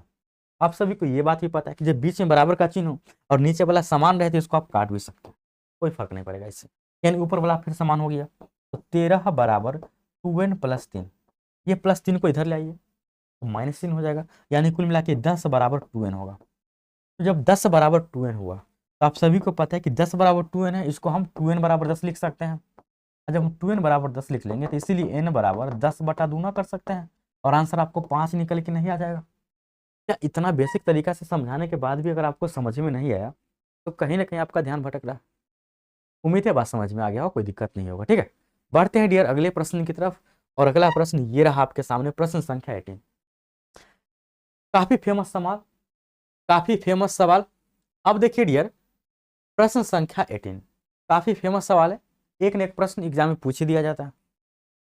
0.8 पर रेकरिंग है, ये 0.8 पर रेकरिंग है और इसको बदलना है भिन्न के रूप में। आप सभी को पता होना चाहिए कि जब भिन्न के रूप में बदलना हो तो दशमलव और जीरो को भूल जाइए, जो दशमलव से पहले वाला जीरो है। सिंपल में इसको देखिए, ये 8 लिखा गया है। जिस पर रेकरिंग है ना उसको देखिए कि वो कितना पे रेकरिंग दे रहा है। 1 अंक पे रेकरिंग है तो बटा में 1 9 लिखना है। इतना काम कीजिए। कटने वाला है तो काटिए, नहीं कटने वाला है मत काटिए, डायरेक्ट आंसर दीजिए ऑप्शन 2, बन जाएगा ऐसा प्रश्न, कोई दिक्कत नहीं होगा। अब देखिए डियर, प्रश्न संख्या 19 क्या लिखा गया है। एक धनराशि ए बी सी और डी के मध्य 5:2:4:3 के अनुपात में बांटी जाती है। यदि सी को रुपया 2000 डी से अधिक मिलता है, बी का भाग आपको ज्ञात करना है। सो इजी प्रश्न है। सबसे पहली बात तो यहाँ पे रेशियो दिया गया, ये तो आप मन में भी सोच सकते थे, लेकिन एक बार हम लिख देते हैं ताकि आपको क्लियरली समझ में आए। ये लिखा गया डियर 5:2:4:3 लिखा गया है, ठीक है। यहाँ तक तो किसी को कोई समस्या नहीं। यहाँ पे एक लाइन में कहा गया है कि यदि सी को 2000 डी से अधिक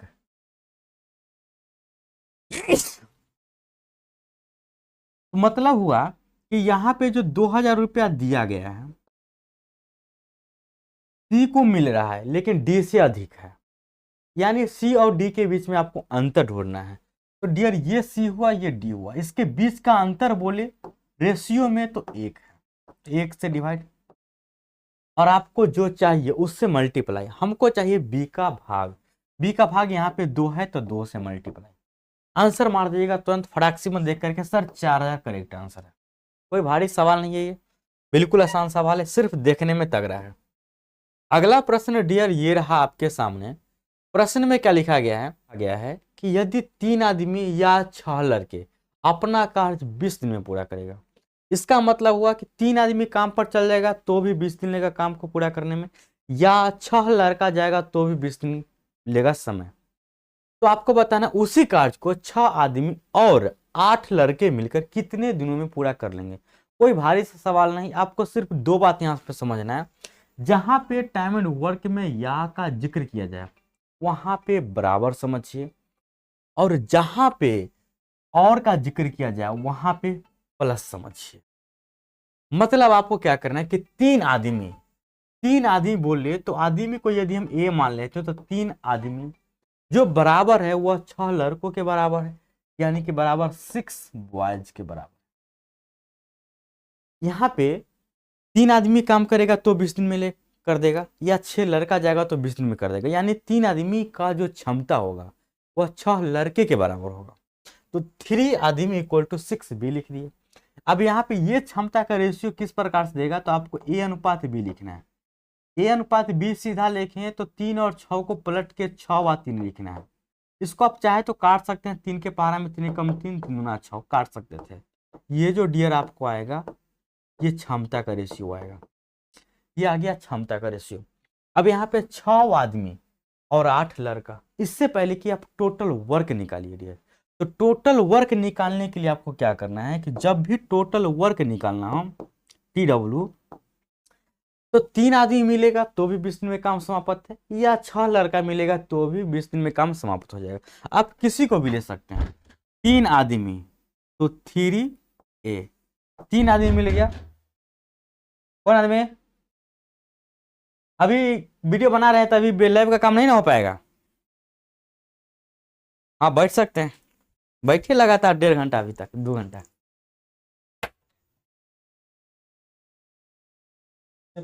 अब बोले तो आधा घंटा में आ जाएंगे। हम तब तक कह लियो कि हम वीडियो बनवा चाहिए 1-1.5 घंटा बाद, तब तक तो फोने काट दे लो।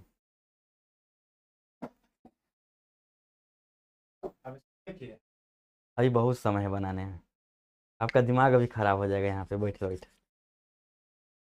इसलिए तब तक घूम लीजिए। तो यहाँ पे टोटल वर्क निकालना है तो 3 आदमी मिलकर काम को 20 दिनों में पूरा करेगा, या 6 लड़का मिलकर 20 दिनों में पूरा करेगा, यानी 3 आदमी को ले लेंगे तो गुना कर देंगे 20 दिन से।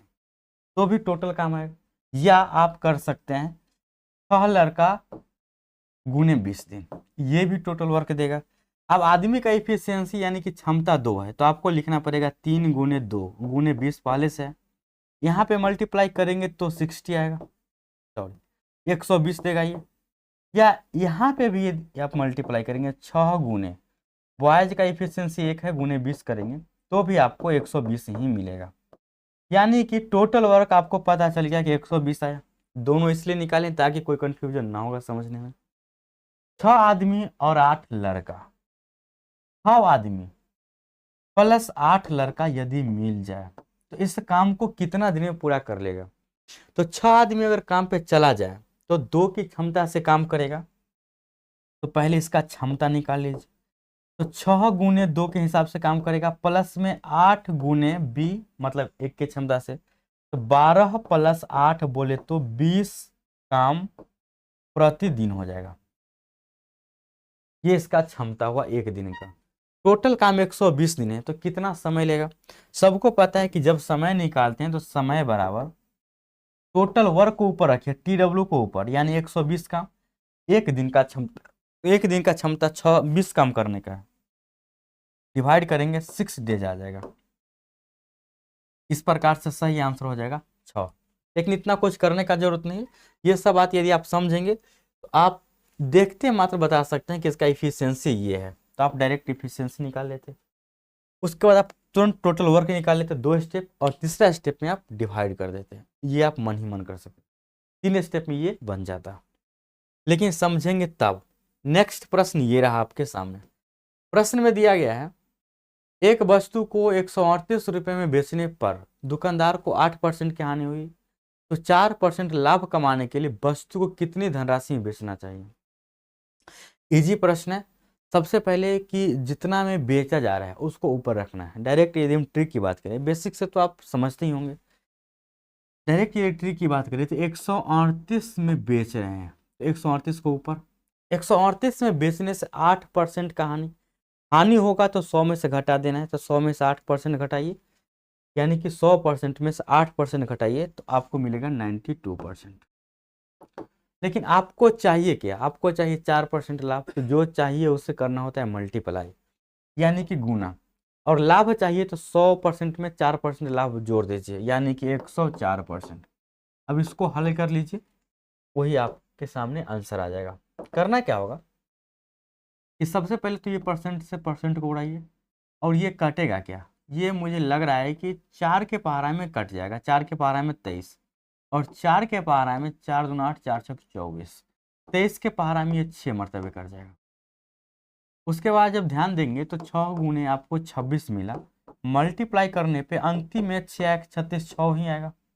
तो 100% की यहाँ पे इकाई अंक 6 आ रहा है, तो इस सब ऑप्शन में इकाई अंक 6 नहीं है, एक ही ऑप्शन में जो कि ऑप्शन 1 में है। मल्टीप्लाई करेंगे तो ऐसे ही 156 ही है।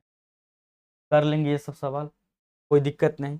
चलिए बढ़ते हैं डियर अगले प्रश्न की तरफ, और अगला प्रश्न ये रहा आपके सामने। प्रश्न में क्या लिखा गया है, कौन सी संख्या n into n+1 into n+2 के रूप में लिखी जा सकती है। कौन सी संख्या n इंटू n+1 और n+2 के रूप में लिखी जा सकती है यदि n एक प्राकृत संख्या है। जब n एक प्राकृत संख्या है, इसका मतलब हुआ कि n का मान आप कुछ भी ले सकते हैं, लेकिन स्टार्टिंग 1 से, 1 2 3 4 5 कुछ भी ले सकते हैं। तो यहाँ पे आपको खुद से रख के चेक करना पड़ेगा। यदि हम n बराबर 1 लेते हैं, इफ n इक्वल टू 1, तो n इंटू n+1 यानी कि 1 इंटू 1 प्लस 1 इंटू 1 प्लस 2, इतना जब आप करेंगे तो 1 गुने 2 गुने 3 आएगा, जो कि 6 देगा। ऑप्शन में बिल्कुल नहीं है, तो हम n इक्वल टू 1 नहीं लेंगे। अब फिर हम लेंगे इफ n इक्वल टू 2, क्योंकि 2 भी तो एक प्राकृत संख्या है। तो यहाँ पे आ जाएगा 2 इंटू 2 प्लस 1 इंटू 2 प्लस 2। इस प्रकार से 2 गुने 3 गुने ये 4 हो जाएगा, 2 तिया 6 6 चौक 24, जो कि ऑप्शन 3 में दिया गया है। कर लेंगे, कोई दिक्कत नहीं समय।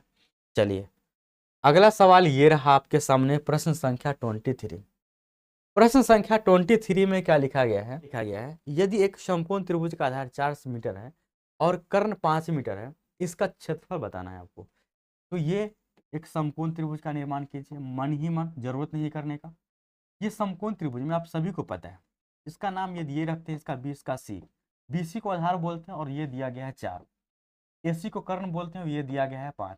तो आपको फाइनली पता होना चाहिए, याद ही रहना चाहिए कि 3 4 5 एक ट्रिपलेट है। कहने का मतलब कि 3 इसका लंब होगा, 4 इसका आधार होगा, 5 इसका कर्ण होगा। अगर आपको नहीं पता है तो आप निकाल सकते हैं। निकालने के लिए जो फॉर्मूला है ए बी यहाँ पे क्या है डियर, लंब है। तो ए बी बराबर यानी कि लंब बराबर रूट अंडर होता है डियर ए सी स्क्वायर यानी कि कर्ण स्क्वायर यानी कि 5 का square minus B C square यानी कि आधार का स्क्वायर तो 4 का स्क्वायर।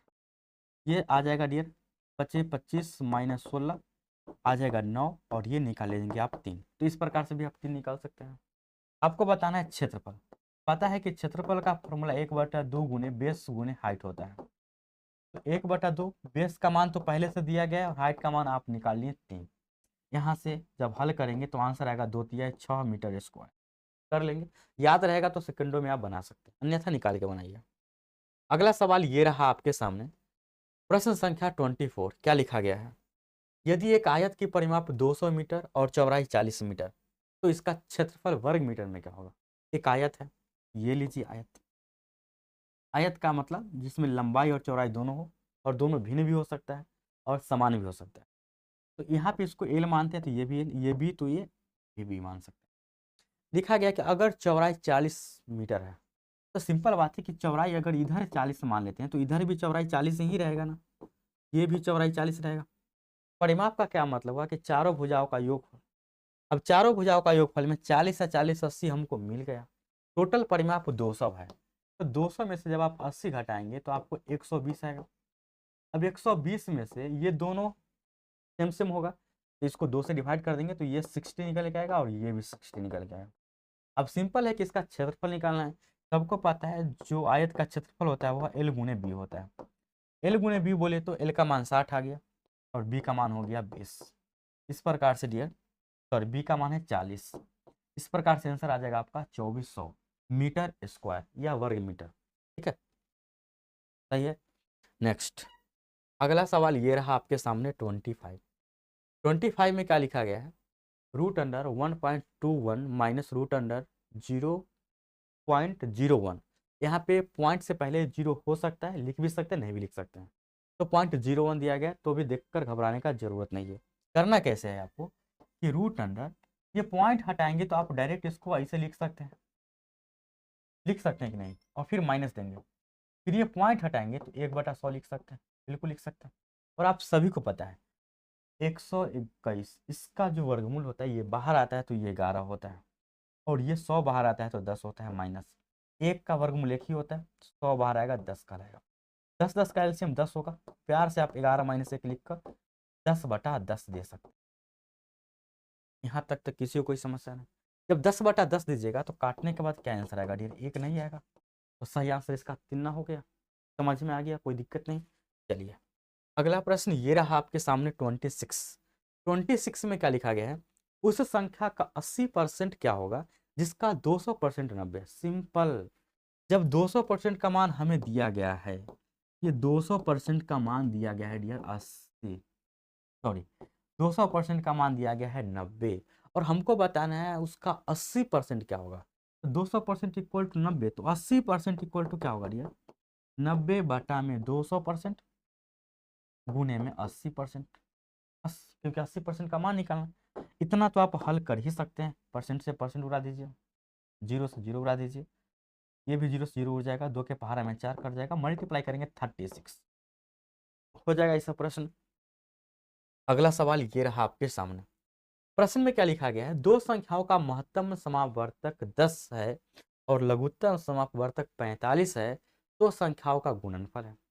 आप सभी को एक बात पता होना चाहिए कि एलसीएम गुने एचसीएफ जो होता है वह पहली संख्या गुने दूसरी संख्या के बराबर होता है ना। यानी यदि हम एलसीएम गुने एचसीएफ कर देंगे तो पहली संख्या गुने दूसरी संख्या आ जाएगा। एलसीएम का मान यहाँ पे दिया गया है 45 और एचसीएफ का मान दिया गया है 10। ये बराबर होगा पहली संख्या गुने दूसरी संख्या। ये 450 क्या हुआ, इसी का तो गुणनफल है। बस ये बात आपको कब पता चलेगा, जब आप शुरुआत से पढ़ेंगे एलसीएम एंड एचसीएफ, तब पता चले। अब आते हैं डियर अगले प्रश्न की तरफ, और अगला प्रश्न ये रहा आपके सामने, घबराइए नहीं, 35 मैथ्स का प्रश्न है, ठीक है।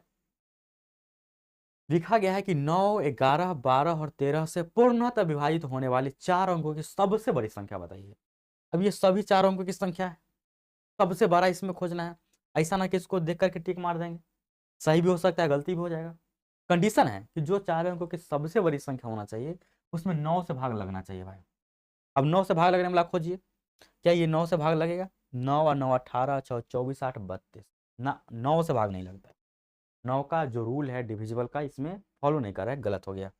7 5 12, 2 14, 4 18, ये 9 का फॉलो कर रहा है। अब ये फॉलो कर रहा है तो आगे हम क्यों चेक करें, क्योंकि ये सबसे तीनों में ये सबसे बड़ा है। लेकिन इसमें 9 से भाग लगने के साथ साथ 11 से भी लगना चाहिए। ध्यान दीजिए, 11 का रूल कहता है कि एक अंक छोड़ के इसको जोड़ लीजिए। 5 4 9, 7 2 9, दोनों आपस में बराबर है तो लग जाएगा 11 से। और 13 का रूल यही कहता है कि डिवाइड करके डायरेक्ट देख लीजिए। और 12 का रूल कहता है कि 4 और 3 से लगना चाहिए। 4 का मतलब कि लास्ट का 2 डिजिट लग रहा है, 3 से लग जाएगा जब 9 से लग रहा है तो। और 13 से डिवाइड कर लीजिए, तो 13 के पारा पढ़िए, 13 5 65, 10 2, 13 7 91, बच गया इधर कितना, 91 9, 11 4, यानी कि जब इसमें 13 से डिवाइड कीजिएगा तो 13 5 65, बच गया 10 2, 13 7 91। तो डियर यहाँ पे जैसे 91 लगाइएगा तो 9 और इधर कितना आ जाएगा, 13 7 91, 9 2 11, 11 पे 4, 13 8 16 से नहीं लगेगा ये।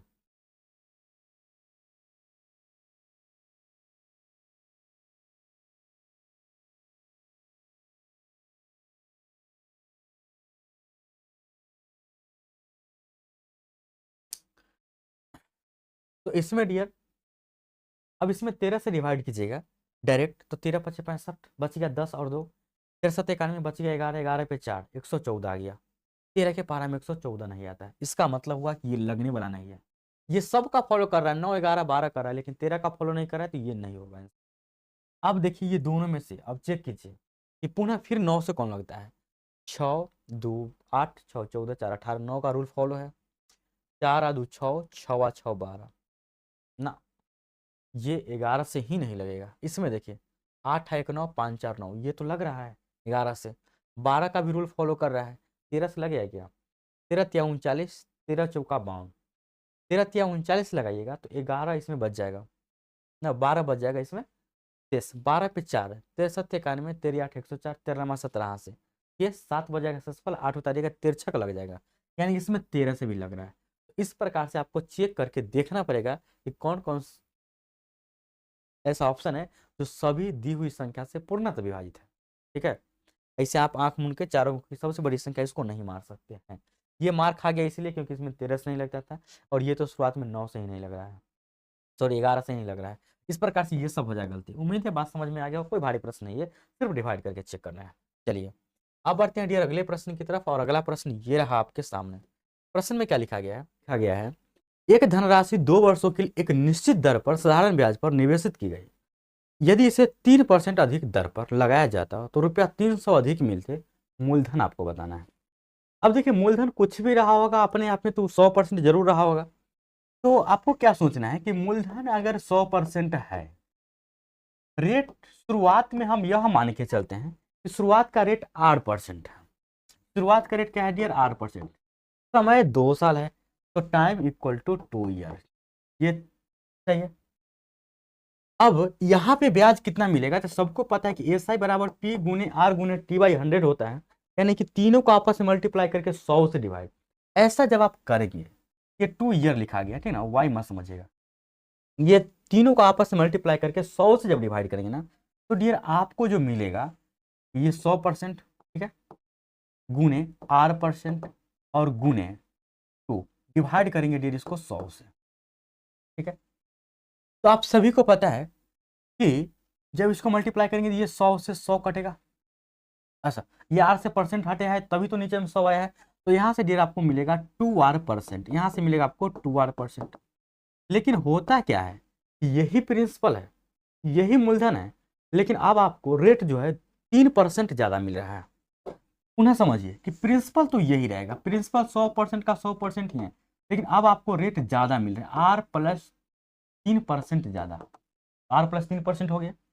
और ये भी समय 2 साल के लिए ही है। तो यहाँ पे जो SI मिलेगा, यहाँ पे जब आप SI निकालिएगा उसी प्रकार से 100% इंटू R+3 इंटू 2 डिवाइड 100 कीजिएगा, 2 से इसमें मल्टीप्लाई हो जाएगा ना, तो 2R+6% ऐसे देगा।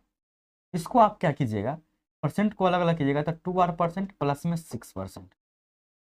यहाँ का SI और यहाँ का SI दोनों में कितने का अंतर है डियर, 300 का। तो सबसे अधिक कब मिलेगा सिंपल इंटरेस्ट, जब 3% ज़्यादा ब्याज का परसेंट रहेगा रेट, तो यहाँ पे ज़्यादा मिलेगा। तो 2R% में से, सॉरी 2R% प्लस 6%, इसमें से आप माइनस करेंगे ये पहले वाला SI 2R%, तो यहाँ 2R% से 2R% कट जाएगा, और ये दोनों के बीच का अंतर 300 दिया गया है, यानी कि 6% का माना गया 300।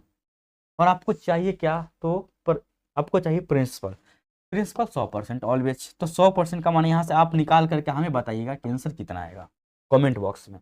प्रश्न संख्या 29 का प्रिंसिपल कितना आएगा जब 6% इक्वल टू 300 और 100% का मान आपको बताना है।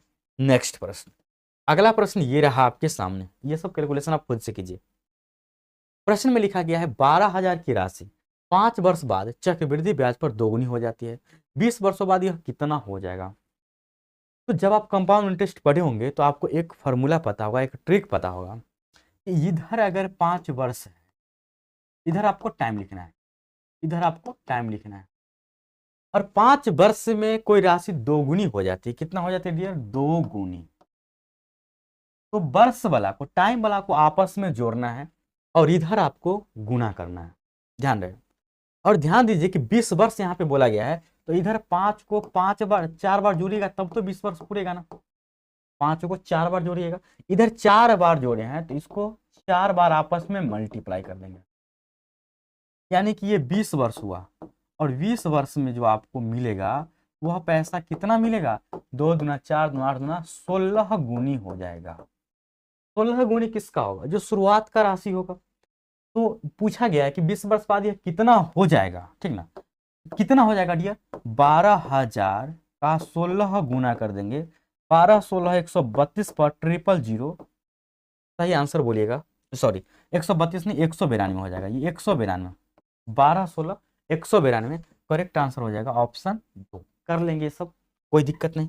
चलिए अगला सवाल ये रहा आपके सामने 31 नंबर प्रश्न में क्या लिखा गया, एक व्यापार मेले में पहले दिन 84,500 लोग आए और चौथे दिन यह संख्या घटकर 16,900 हो गया, चौथे दिन कितने प्रतिशत लोग घट गए। सिंपल प्रश्न है ये, आपका ACW रहा, बना करके कमेंट में आंसर दीजिए किसका आंसर क्या होगा, घटने वाला प्रश्न है। अगर हिंट्स की बात करें तो 84,500 में से 16,900 घटा दीजिए, जो अंतर आएगा उसको ऊपर लिखिए, डिवाइड में 84,500 लिखिए, परसेंटेज में बदलना है तो 100 से गुना कीजिए, आंसर आपके सामने रहेगा। कर लेंगे ये प्रश्न आप। अगला प्रश्न डियर ये रहा आपके सामने, एक भिन्न के अंश और हर का योग 14 है। पहला कंडीशन है अंश और हर को जोड़ेंगे 14 आना चाहिए। यदि अंश में 1 जोड़ा जाता है और हर में से 3 घटाया जाता है तो यह 1 बन जाता है। भिन्न बताइए। मुझे लग रहा है कि बेसिक से बनाने का कोई जरूरत नहीं है, डबल कंडीशन है तो डबल कंडीशन को हम फॉलो करवाएंगे किसी न किसी ऑप्शन में, जहाँ पे दोनों कंडीशन फॉलो कर जाएगा वो ऑप्शन सही है।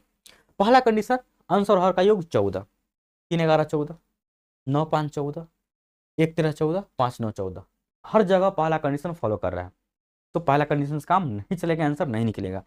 दूसरा कंडीशन है यदि अंश में 1 जोड़ा जाए, अंश में 1 जोड़ा जाए हर में से 3 घटाया जाए, अंश में 1 जोड़ा जाए हर में से 3 घटाया जाए, अंश में 1 जोड़ा जाए हर में से 3 घटाया जाए, अंश में 1 जोड़ा जाए हर में से 3 घटाया जाए, तब 1 प्राप्त होता है। तो जरा सोचिए 3 1 4/8, क्या 1 देगा, ये कभी नहीं देगा, इसलिए ऑप्शन ये गलत हो गया। 9 1 10/2, क्या ये देगा, 1 नहीं देगा, गलत हो गया। 1 1 2/10 देगा, बिल्कुल नहीं देगा। एक ही ऑप्शन बचा, चेक करना कीजिए नहीं तो सही मारिए। 5 1 6, 9 में से 3 गया 6, ये कट के 1 तो देगा ना, इसलिए सही आंसर ऑप्शन 4 हो गया। कर लेंगे सब प्रश्न, कोई दिक्कत नहीं। चलिए अगला प्रश्न ये रहा आपके सामने। प्रश्न में लिखा गया है एक आयत की लंबाई में 10% की वृद्धि एवं उसकी चौड़ाई में 10% का कमी की जाती है तो नए आयत के क्षेत्रफल में क्या होगा। सो इजी प्रश्न है, बेसिक से भी बना सकते हैं, ट्रिक से भी बना सकते हैं। इसको मैं ट्रिक से बता देता हूँ। बेसिक से यदि आप बनाना चाहें इसको और आपको लगता है कि आपसे बेसिक से नहीं बनेगा तो कमेंट कीजिएगा। इस प्रकार के प्रश्न हम अगले सेशन में लेकर आएंगे, बिल्कुल बेसिक से बताएंगे। ट्रिक अभी देख लीजिए। ट्रिक सिंपल है। क्या ट्रिक है?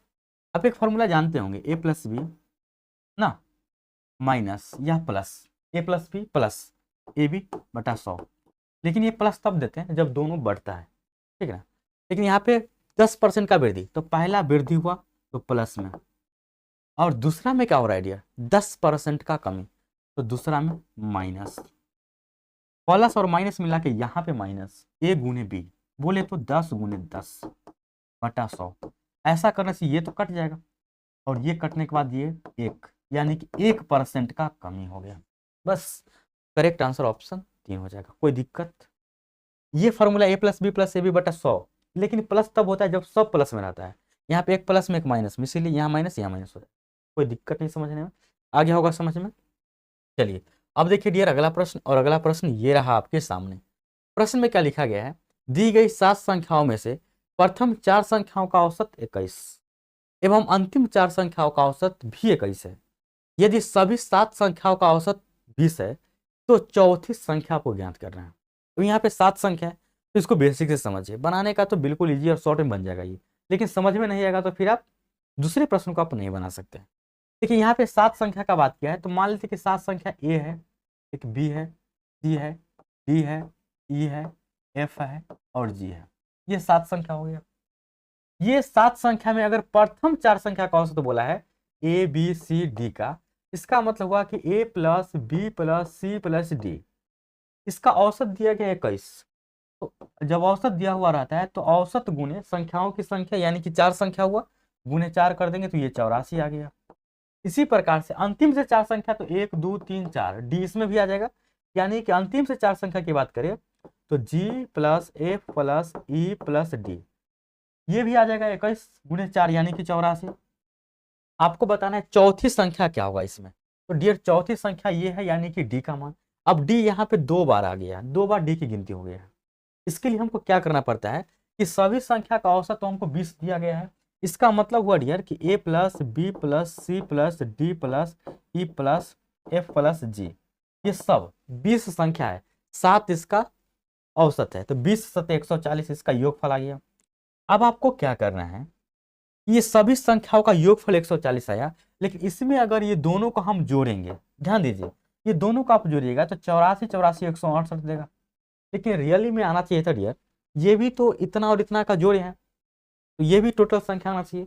लेकिन ज्यादा क्यों आ रहा है, क्योंकि यहाँ पे डबल डी का यूज किया गया, यानी एक डी आपको घटाना पड़ेगा। तो जो ज्यादा है वही एक डी का मान है। तो डी बराबर आपको क्या करना है, ये जो अलग अलग दिया गया है इसका योगफल को आपस में जोड़ के टोटल का योगफल घटा देना है। यानी 168 में से 140 बोले तो 28 इसका सही आंसर हो जाएगा। उम्मीद है समझ गए होंगे। समझ गए होंगे तो आप इसको चुटकी में कर सकते हैं, बस लिखना है 2-3 लाइन। अगला प्रश्न ये रहा आपके सामने, प्रश्न संख्या 35। प्रश्न संख्या 35 में क्या लिखा गया है कि रूट अंडर 5 इंटू 2.3/4 माइनस 3/10 इसका हल बताइए। नहीं कर सकते हैं, कितना आसान सा प्रश्न है। जब आप इसको रूट अंडर करेंगे तो 5 इन, देखिए 4 दूना 8 3 11/4, ये आपको अभी तत्काल थोड़ा देर पहले सिखाए हैं, 3/10। ये रूट अंडर 5, इसका मान अगर निकालिएगा 4 10 का एलसीएम 20 होता है, 11 5 55 माइनस 3 दूना 6। डियर ये कितना हो जाएगा, 5 गुने 49/20। ये 5 चौका 20 कटेगा, 49 के बदला में 7, इसके बदला में 2। इसको जब आप पूर्णांक में तोड़िएगा तो 3.1/2 होगा, क्योंकि ऑप्शन 3 में दिया गया। कर लीजिएगा ऐसा प्रश्न। अब देखिए मैथ्स का 35 प्रश्न तो आपको हम करा दिए, 2 प्रश्न आपका SW है। 100% आपको बना करके कमेंट बॉक्स में आंसर देना है, और नहीं बनेगा तो हमको बता देना है। 36 नंबर प्रश्न ये रहा आपके सामने, इसका आंसर आप दे दीजिएगा। उसके बाद 37 नंबर प्रश्न ये रहा आपके सामने, ये भी आपका SW है, इसका भी आंसर आपको कमेंट बॉक्स में देना है। अगर आपसे ये दोनों प्रश्न नहीं बनेगा, अगला जो वीडियो आएगा ना, उस वीडियो में शुरुआत से ये क्वेश्चन आएगा और ये क्वेश्चन का हल हम वहीं पे करेंगे, फिर आगे बढ़ेंगे। ठीक है, तो मैथ हो गया समाप्त। अब चलते हैं डियर हिंदी की तरफ, क्योंकि ये जो प्रैक्टिस सेट है, इस एक ही प्रैक्टिस सेट के अंदर आपको हिंदी भी मिलेगा, मैथ से मिलेगा और इंग्लिश से भी मिलेगा। चलिए डियर, अब स्टार्ट करते हैं हिंदी का प्रश्न। हिंदी का प्रश्न संख्या 1 से स्टार्ट होगा और ये 35 तक चलेगा, ठीक है। तो हिंदी में पहला प्रश्न लिखा गया है कि निम्नलिखित वाक्यों में से शुद्ध वाक्य को पहचानिए। कौन सा वाक्य शुद्ध लिखा गया है? राधा घर नहीं है, क्या यह आपको शुद्ध लग रहा है? इसमें सही होना चाहिए था तब जब इसमें लिखा हुआ होता राधा घर पर नहीं है, इसलिए पर के चक्कर में ये गलत हो गया। राम पाठशाला बैठा है, गलत हो जाएगा ना, राम पाठशाला में बैठा है, गलत हो गया। आप अवश्य सुने होंगे, ये गलत है। इसका सही होगा आपने अवश्य सुना होगा, ये भी गलत हो जाएगा। मैंने एक नाटक का अनुवाद किया, 100% ये सत्य है। करेक्ट आंसर हो जाएगा ऑप्शन 4। चलिए अगला प्रश्न ये रहा आपके सामने, क्रिया के मूल रूप को क्या कहते हैं? सबको याद होना चाहिए डियर कि क्रिया के मूल रूप को हम धातु बोलते हैं। क्रिया के मूल रूप को धातु बोलते हैं, कोई दिक्कत नहीं समय। अगला प्रश्न ये रहा आपके सामने, परमेश्वर का सही संधि विच्छेद कीजिए। अब ये बात किसको पता नहीं, अब 10th क्लास में बहुत सारा संधि विच्छेद पढ़े होंगे।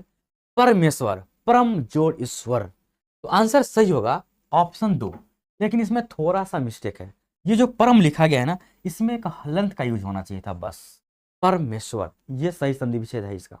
नेक्स्ट अगला सवाल ये रहा आपके सामने, प्रश्न में लिखा गया है कि रिक्त स्थान की पूर्ति दिए गए विकल्पों से उचित सर्वनाम या विशेषण चुनकर करें। डैश डैश डैश लड़का बहुत चालाक है, वे लड़का बहुत चालाक है, उस लड़का बहुत चालाक है, आप लड़का बहुत चालाक है, या वह लड़का बहुत चालाक है। डियर यहाँ पे तो आपको तुरंत क्लियर हो गया होगा कि सर ये तो उस नहीं हो सकता, आप नहीं हो सकता है। लेकिन आप बोलिए कि सर वे लड़का बहुत चालाक है, ये गलत हो जाएगा। क्यों? यहाँ पे वे है यानी कि बहुवचन, यानी कि वे लड़का नहीं वे लड़के होना चाहिए था, इसीलिए यहाँ पे वे नहीं लगेगा। करेक्ट आंसर वह लड़का बहुत चालाक है, ये सही होगा। चलिए अब आते हैं डियर अगले प्रश्न की तरफ, और अगला प्रश्न ये रहा आपके सामने। प्रश्न में लिखा गया है निम्नलिखित में से कौन सा विकल्प भविष्य काल का घोतक है, यानी कि भविष्य काल में होने की संभावना को जता रहा है। मुझे दिल्ली जाना है, क्या नहीं लग रहा है कि मुझे दिल्ली जाना ये भविष्य काल वाला बात चल रहा है? तो 100% इसका ऑप्शन 1 ही सही है। कौन पढ़ाई कर रहा है? ये वर्तमान का है। गीता खाना पका रही है, उसने मुझे पुस्तक दी थी, पास्ट का है। ये हो जाएगा ऑप्शन 1 सही जवाब। नेक्स्ट सवाल ये रहा आपके सामने, प्रश्न में लिखा गया है निम्नलिखित में से कौन सा शब्द विशेषण है? विशेषण उसको बोला जा सकता है जो किसी के बारे में विशेषता को बताए। तालव्य, परिष्कार, कुटुंब और पुरुष। तो डियर यहाँ पे पुरुष एक विशेषण नहीं है, गलत हो गया। कुटुंब भी एक विशेषण नहीं है। अगर पुरुष का विशेषण बनना चाहिएगा तो पौरुषार्थ होता है इसका विशेषण, और कुटुंब का विशेषण बनाइएगा तो कुटुंब का विशेषण कौटुंबिक होता है, और परिष्कार का जो विशेषण होता है डियर वह परिष्कृत होता है। इस प्रकार से ये सब एक विशेषण नहीं है। ये तालव्य जो है ये तालु का विशेषण है। तालु जो होता है ना, तालु, इसका विशेषण होता है तालव्य। करेक्ट आंसर हो जाएगा ऑप्शन 1, कर लेंगे, कोई दिक्कत नहीं। अगले सवाल की तरफ। अगला सवाल ये रहा आपके सामने, प्रश्न में लिखा गया है कि निम्नलिखित प्रश्न का सर्वोत्तम विलोम पहचानिए। सबसे सर्वोत्तम विलोम यानी कि विपरीतार्थक होना चाहिए। अल्प, अल्प का मतलब बिल्कुल छोटा होता है, जैसे अल्प आयु एकदम कम दिन जीने वाला, यही ना। तो क्या अल्प का कहीं बोल सकते? नहीं होगा, गलत हो जाएगा। सर बोल सकते हैं, बिल्कुल गलत हो जाएगा। बहुत नहीं बोल सकते हैं, हम बहु बोल सकते हैं। बोले कि सर अल्प मतलब कम होता है, बहुत मतलब तो बहुत होता है, तो वो सही काहे नहीं हुआ? देखिए अल्प जो है यहाँ पे लिखा हुआ, यह जो है डियर यह क्या है? तो यह एक समझिए तो उपसर्ग है। अल्प आयु, अल्पज्ञ, अल्पज्ञ का मतलब कम जानने वाला, और ज्यादा जानने वाला को क्या कहेंगे? हम बहुयज्ञ कहेंगे। ज्यादा जानने वाला को हम बहुज्ञ कहते हैं, हम बहुत ज्ञान नहीं ना कहते हैं। इसीलिए यहाँ पे अल्प एक उपसर्ग रूप में काम से करेगा और बहु भी एक उपसर्ग के रूप में काम से करेगा, जो कि दोनों का मीनिंग अपोजिट है। अल्प मतलब कम, बहु मतलब बहुत ज्यादा। करेक्ट आंसर ऑप्शन 3 हो जाएगा। नेक्स्ट अगला प्रश्न ये रहा आपके सामने, प्रश्न में क्या लिखा गया है? तो डियर प्रश्न में लिखा गया है निम्नलिखित प्रश्न में से कौन सा शब्द मूल शब्द का समानार्थक शब्द नहीं है? अंबर का समानार्थक शब्द। अब अंबर का मतलब क्या क्या होता है? अंबर का क्या क्या अर्थ होता है डियर? सबको पता है अंबर का मतलब आकाश होता है। अंबर का मतलब वस्त्र भी होता है, और जब वस्त्र होगा तो वस्त्र कपास से बनता है, तो अंबर का मतलब कपास भी होता है। लेकिन अंबर का मतलब धातु नहीं होता है। करेक्ट आंसर 4, इसका समानार्थक शब्द नहीं है। नेक्स्ट अगला प्रश्न ये रहा आपके सामने, प्रश्न संख्या 9। 9 में क्या लिखा गया है? निम्न में से कौन सा शब्द मूल शब्द का पर्यायवाची नहीं है? कौन सा शब्द मूल शब्द का पर्यायवाची नहीं है? तो झूठ का पर्यायवाची आपको बताना है। झूठ मिथ्या, मिथ्या मतलब भी तो झूठ होता है, ये तो पर्यायवाची है। असत्य का भी मतलब तो झूठ होता है, ये भी तो पर्यायवाची हो गया। मिर्सा भी झूठ का ही पर्यायवाची है। ये जो वचन है, वचन, ये झूठ का पर्यायवाची नहीं है, वचन। नेक्स्ट, अगला प्रश्न ये रहा आपके सामने, प्रश्न संख्या 10। क्या लिखा गया है? निम्न में से कौन सा चिन्ह योजक चिन्ह के रूप में प्रयोग किया जाता है? योजक चिन्ह। अब देखिए, ये जो चिन्ह है इसको आप क्या बोल सकते हैं? इसको आप बोलिएगा विसर्ग ना, या इसको आप बोलिएगा डियर अपूर्ण विराम, ये बोलिएगा। इसको आप क्या बोलिएगा डियर? इसको बोलिएगा आप अर्ध विराम, और इसको बोलिएगा आप विषम्य सूचक।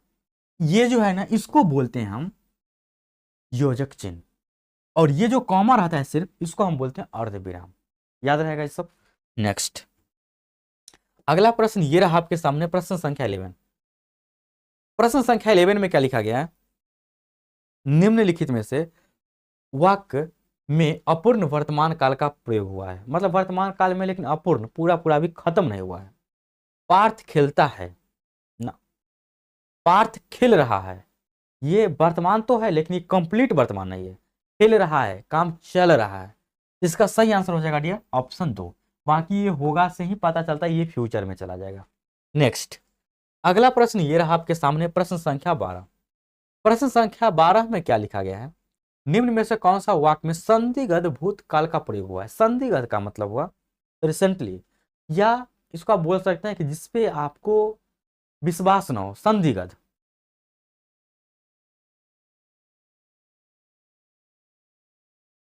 अब देखिए डियर प्रश्न संख्या 12, अब देखिए डियर प्रश्न संख्या 12 क्या लिखा गया है? निम्न में से कौन से वाक्य में संदिग्ध भूतकाल का प्रयोग हुआ है? भूतकाल तो है लेकिन संदिग्ध का मतलब हुआ कि जहां पे आपको डाउट हो। मैंने निबंध लिखा है, कोई डाउट नहीं ना, आप लिखें तो लिखें। मैंने निबंध लिखा, कोई डाउट नहीं यहाँ पे। मैंने निबंध लिखा होगा, ये डाउट है। लिखा होगा, ये डाउट है। जो डाउट वाला रहता है उसको हम संदिग्ध बोलते हैं। तो ऑप्शन 3 आपका सही जवाब है। बढ़ते हैं डियर अगले प्रश्न की तरफ, और अगला प्रश्न ये रहा आपके सामने। प्रश्न संख्या 13 में लिखा गया, क्षीर का पर्यायवाची शब्द है। आप ये मत सोचिए कि सर क्षीर का खीर दे देते हैं, नहीं, गलत हो जाएगा। क्षीर का पर्यायवाची शब्द होता है दूध। खीर आपका मन में आए, आप समझिए कि क्षीर से खीर बनेगा, लेकिन खीर बनता क्या चीज से? दूध से ना। सही आंसर दूध होगा, ये खीर नहीं होगा। नेक्स्ट सवाल की तरफ बढ़ते हैं, और अगला सवाल ये रहा आपके सामने। पूछा गया है कि संस्कृत से विकृत होकर आने वाले शब्द को क्या कहा जाता है? मतलब जो चीज संस्कृत में लिखा गया है उसमें थोड़ा टूट फूट करके उसको हम ले आए, हिंदी के रूप में यूज कर रहे हैं, उसको हम बोलते हैं डियर तद्भव। प्योर संस्कृत रहता है उसको हम बोलते हैं तत्सम। जो प्योर संस्कृत रहता है उसको तत्सम, जो संस्कृत से ही थोड़ा सा अलट पलट के आ जाए, मॉडिफाई करके, उसको हम बोलते हैं तद्भव। ठीक है। अब हमको ये मत सोचिएगा कि आप सर हिंदी का प्रोफेसर है क्या, नहीं, बिल्कुल नहीं। सिर्फ आप लोगों के विचार से, आप लोगों के प्यार से ये सब हम प्रैक्टिस करा देते हैं, ताकि आपका प्रैक्टिस बना रहे। हम कोई प्रोफेसर नहीं है, इसलिए थोड़ा बहुत अगर हिंदी में मिस्टेक होता है तो इसके लिए माफी चाहेंगे, या इंग्लिश में। निम्नलिखित में तत्सम शब्द कौन सा? तत्सम का मतलब जो संस्कृत से टूट करके आया है। अस्थि, ये तो अस्थि का मतलब हड्डी होता है, जो बिल्कुल प्योर संस्कृत है। चपरासी, क्या चपरासी को हम बोल सकते हैं? नहीं बोल सकते। चपरासी एक हिंदी शब्द है। अच्छा सॉरी सॉरी, तत्सम का मतलब डियर जो बिल्कुल संस्कृत है, और जो हमको बिल्कुल संस्कृत वाला खोजना है, इसका मतलब अस्थि ना होगा। चपरासी एक हिंदी शब्द है। बेगम और जमीन, ये सब एक फारसी शब्द है। ठीक है। नेक्स्ट, अगला शब्द, सॉरी अगला शब्द बोलते हैं, अगला प्रश्न ये रहा आपके सामने। बेताल पच्चीसी किस विशेषण का उदाहरण है? तो याद रखिए डियर कि बेताल पच्चीसी ये जो उदाहरण है, ये समुदायवाचक का उदाहरण है, याद रखना है आपको। ठीक है। नेक्स्ट, अगला सवाल ये रहा आपके सामने, प्रश्न संख्या 17। उसके बात करने का तरीका मुझे अत्यंत डैश करता है, मुझे प्रभावित करता है, प्रचारित करता है, संतुलित करता है, अनुशासित करता है। 100% श्योर है कि किसी के भी बात करने का जो तरीका है आपको वह प्रभावित करता है। तो करेक्ट आंसर हो जाएगा ऑप्शन 1। प्रभावित को इंग्लिश में हम बोलते हैं इम्प्रेस, याद रखिएगा। नेक्स्ट है, अनुशासन सफलता की डैश है। ये बात किसको पता नहीं है कि अनुशासन जो है वही तो सफलता की कुंजी है, सबको पता ही बात। नेक्स्ट सवाल, अगला सवाल ये रहा आपके सामने। प्रश्न में लिखा गया है निम्न वाक्य में त्रुटि का चयन करें। जीवन और मरण विधाता के हाथ में है। इसमें कहां पे आपको त्रुटि नजर आ रहा है? तो डियर यहाँ पे अगर त्रुटि की बात करें तो हमें मरण में त्रुटि नजर आ रहा है। ये जो मरण है ना, ये मरण ऐसे लिखाता है तो जाके सही होगा, यानी कि करेक्ट आंसर ऑप्शन 4 हो जाएगा, इसी में त्रुटि है। अगला प्रश्न ये रहा आपके सामने। प्रश्न में लिखा गया दिए गए विकल्पों में से पंडित का स्त्रीलिंग कौन सा होगा? सबको पता है कि डियर पंडित का स्त्रीलिंग पंडिताइन होता है, जो कि ऑप्शन 4 में दिया गया है। यहां तक किसी को कोई दिक्कत नहीं। चलिए अब बढ़ते हैं डियर अगले प्रश्न की तरफ, और अगला प्रश्न ये रहा आपके सामने। प्रश्न संख्या 21 में क्या लिखा गया है? तो डियर प्रश्न संख्या 21 में लिखा गया है निम्नलिखित में से कौन सी पुस्तक रामचंद्र शुक्ल द्वारा लिखी गई है? कविता की प्रतिमा न, यमागथा नहीं, यमगथा। हिंदी का साहित्य का इतिहास, ये याद रखिएगा कि ये जो लिखा गया है रामचंद्र शुक्ल द्वारा लिखा गया है, हिंदी साहित्य का इतिहास। अगला प्रश्न ये रहा आपके सामने। प्रश्न संख्या 22 में क्या लिखा गया? रसिक प्रिया के लेखक कौन है? 100% आपको याद ही रखना पड़ेगा, रसिक प्रिया के जो लेखक हैं वह केशव दास हैं। अगला प्रश्न ये रहा आपके सामने, प्रश्न संख्या 23।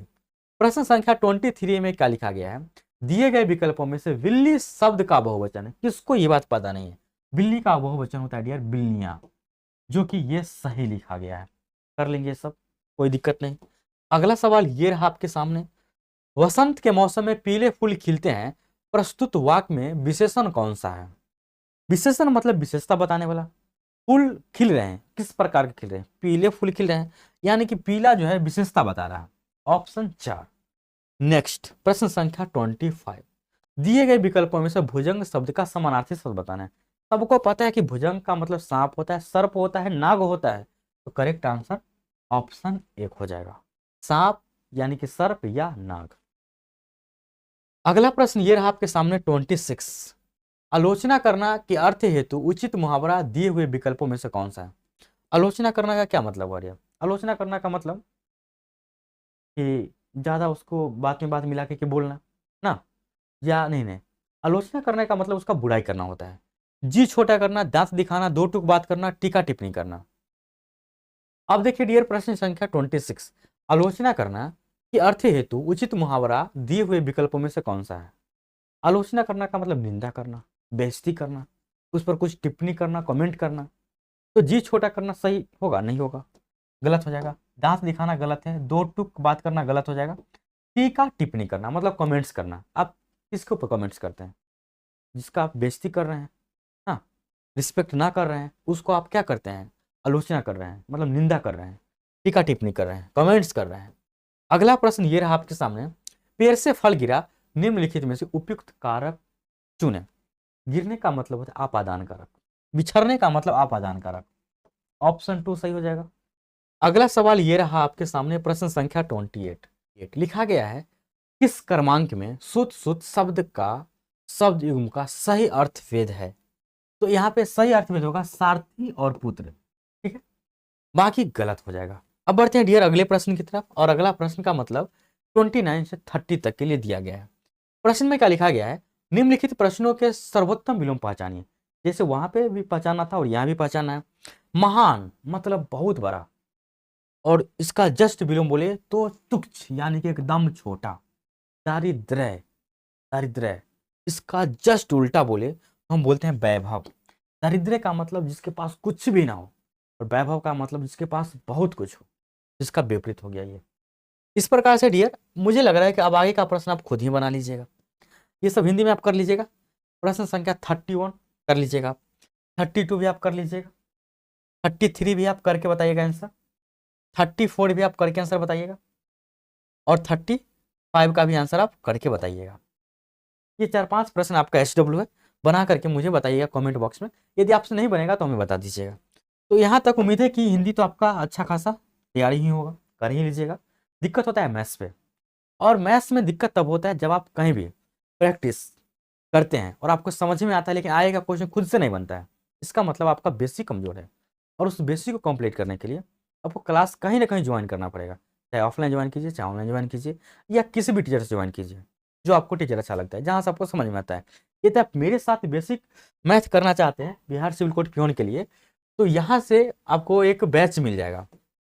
उस बैच में अभी आप रिकॉर्डिंग क्लास नहीं कर पाएंगे, क्योंकि ये जो बैच है बिहार सिविल कोड विजय बैच, ये स्टार्ट हुआ था 23/6/2023 को, लेकिन ये बैच अभी समाप्त हो चुका है। सभी का सभी मैथ का वाला समाप्त हो चुका है। तो यदि आप चाहते हैं इस बैच में ज्वाइन करना, तो अभी आप ज्वाइन कर सकते हैं। उसके लिए आपको डाउनलोड करना पड़ेगा RKP ऐप, प्ले स्टोर से इंस्टॉल कीजिएगा। इस प्रकार का लोगो दिखेगा आप, और ज्वाइन करने का फी मात्र 350 रुपया रहेगा, जो वैलिडिटी तब तक रहेगा जब तक एग्जाम खत्म ना हो जाता है आपका। और जब एग्जाम का समय आएगा तो इसमें धुआंधार तरीका से क्रैश कोर्स भी चलेगा इतना ही फी में। प्रैक्टिस सेट अभी दिया कि आप खुद से टेस्ट लीजिए दीजिए यहाँ पे, साथ में हम भी आपको प्रैक्टिस कराएंगे। किसी भी प्रकार की समस्या के लिए आप इस नंबर पे संपर्क कर सकते हैं। तो चलते हैं डियर अब इंग्लिश के प्रश्न की तरफ, और देखते हैं कि इंग्लिश में किस प्रकार के प्रश्न आपके एग्जाम में आएंगे और पूछे जाते हैं पिछले एग्जाम में। तो इंग्लिश में जो 15 नंबर का प्रश्न है वो आपको ज़्यादा से ज़्यादा रटने का जरूरत है, याद करने का जरूरत है। तो चलिए शुरुआत करते हैं इंग्लिश का। और याद रहे कि इंग्लिश में बहुत सारे ऐसे प्रश्न होंगे जहाँ पे सभी वर्ड मीनिंग का मैंने हिंदी लिख दिया है।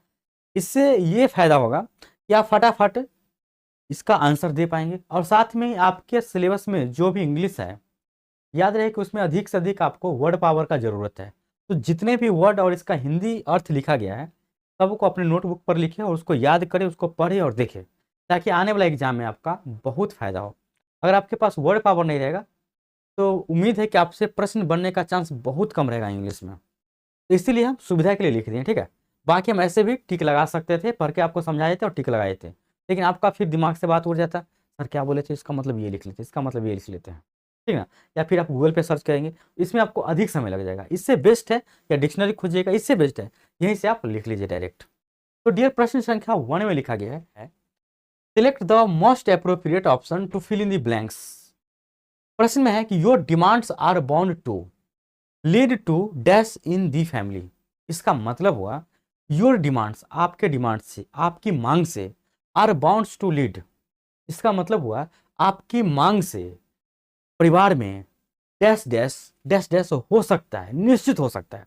अगर आप कोई चीज का डिमांड कीजिएगा परिवार में तो निश्चित रूप से क्या होगा, डिस्कॉर्ड यानी कलह या विवाद हो सकता है, बैरियर रुकावट या अवरोध हो सकता है, अब्सेंस अनुपस्थिति हो सकता है, डिक्रीज घटना हो सकता है। ये घटना एक्सीडेंट वाला नहीं, डिक्रीज मतलब घटना, घटते क्रम वाला घटना है। तो क्या हो सकता है, जब आप डिमांड कीजिएगा तो निश्चित रूप से आपके परिवार में क्या होगा, कलह हो सकता है या विवाद हो सकता है। जैसे आप डिमांड कर दीजिए कि नहीं हम तो बाइक से नहीं चलेंगे, अब हम चलेंगे हेलीकॉप्टर से, हमको हेलीकॉप्टर चाहिए, विवाद हो गया। और हेलीकॉप्टर कहाँ से आएगा, चपरासी की नौकरी करने चले और हेलीकॉप्टर से चलोगे, इसलिए विवाद हो जाएगा। ऐसा बोल देगा आदमी, लेकिन चपरासी की नौकरी को हल्का में नहीं लेना है, बहुत अच्छा जॉब है, वैकेंसी आ गया है, तैयारी कीजिए, जॉब लीजिए, बहुत मस्त का जॉब है, ठीक ना, A1 का जॉब है। सिर्फ सुनने में खराब लगता है। चलिए बढ़ते हैं डियर अगले प्रश्न की तरफ, और अगला प्रश्न ये रहा आपके सामने। प्रश्न संख्या 2 में क्या लिखा गया है, it is an dash day to start your new business. इसका मतलब हुआ यह आपका बिजनेस शुरू करने का एक डैश डैश अच्छा दिन है। कौन सा दिन होगा, आपके बिजनेस शुरू करने का यह ओमिनस यानी कि अमंगल या शुभ दिन हो सकता है। ओकेजनल मतलब प्रासंगिक या आकस्मिक, यानी कि कभी कभी भी आप स्टार्ट कर सकते हैं बिजनेस को, या आप अपने बिजनेस करने का जो दिन है वह साहसी हो सकता है। नहीं, बिजनेस करने का जो दिन है वह ऑस्पिशियस यानी कि शुभ हो सकता है। तो बिल्कुल आपके बिजनेस करने का जो दिन होगा, it is N auspicious day, मतलब यह एक शुभ दिन है टू स्टार्ट योर बिजनेस, आपके बिजनेस को शुरू करने का, प्रारंभ करने का एक शुभ दिन है। तो सही आंसर हो जाएगा डी। ये सब वर्ड मीनिंग आपके नोटबुक पे होना चाहिए, और एक बार देखते रहिए इसको ताकि याद रहे ये सब, ठीक है। अगला प्रश्न, और अगला प्रश्न डियर ये रहा आपके सामने। अब प्रश्न बदल गया है, प्रश्न में लिखा गया है select the most appropriate synonyms of the given word. अब देखिए यहाँ पे जो वर्ड लिखा गया है इसका साइनोनिम्स बोले तो पर्यायवाची शब्द, यहाँ ओवेशन लिखा गया है। ओवेशन का मतलब स्वागत, अभिवादन या जय ध्वनि। जय ध्वनि का मतलब है जय जयकार लगाना। ओवेशन का मतलब अभिवादन, स्वागत, जय ध्वनि, जय जयकार। इसका पर्यायवाची क्या होगा, प्रिपरेशन का मतलब तैयार करना होता है। हो सकता है क्या, बिल्कुल नहीं हो सकता है। सेंस्योर का मतलब निंदा या आलोचना करना, हो सकता है, कभी नहीं हो सकता है। एप्लॉज का मतलब वाहवाही या शाबाशी करना, हो सकता है क्या। और क्रिएशन का मतलब निर्माण, हो सकता है क्या। आप जरा सोचिए क्या हो सकता है। इसमें 100% सटीक बैठेगा, स्वागत करना, अभिवादन करना, या जय जयकार करना, या शाबाशी देना, वाह क्या बात है, बहुत अच्छा, बहुत सुंदर। करेक्ट आंसर हो जाएगा एप्लॉज, यानी कि वाहवाही या शाबाशी देना। सही आंसर सी हो जाएगा। नेक्स्ट अगला प्रश्न ये रहा आपके सामने, इसमें भी आपको साइनोनिम्स ही बताना है। प्रश्न में लिखा गया इम्प्लोर। इम्प्लोर का मतलब होता है डियर प्रार्थना करना या याचना करना, आग्रह करना, निवेदन करना। कमांड का मतलब आदेश देना, क्या हो सकता है? नहीं। आज प्रार्थना करना, याचना करना और आदेश देना, ये दोनों अपोजिट हो जाएगा। प्लेड का मतलब निवेदन करना, बिल्कुल ये हो जाएगा। प्रार्थना करना, याचना करना, या इसी को हम बोल सकते हैं निवेदन करना, रिक्वेस्ट करना ही बोल सकते हैं इंग्लिश में, लेकिन इतना छोटा सा वर्ड देता नहीं है।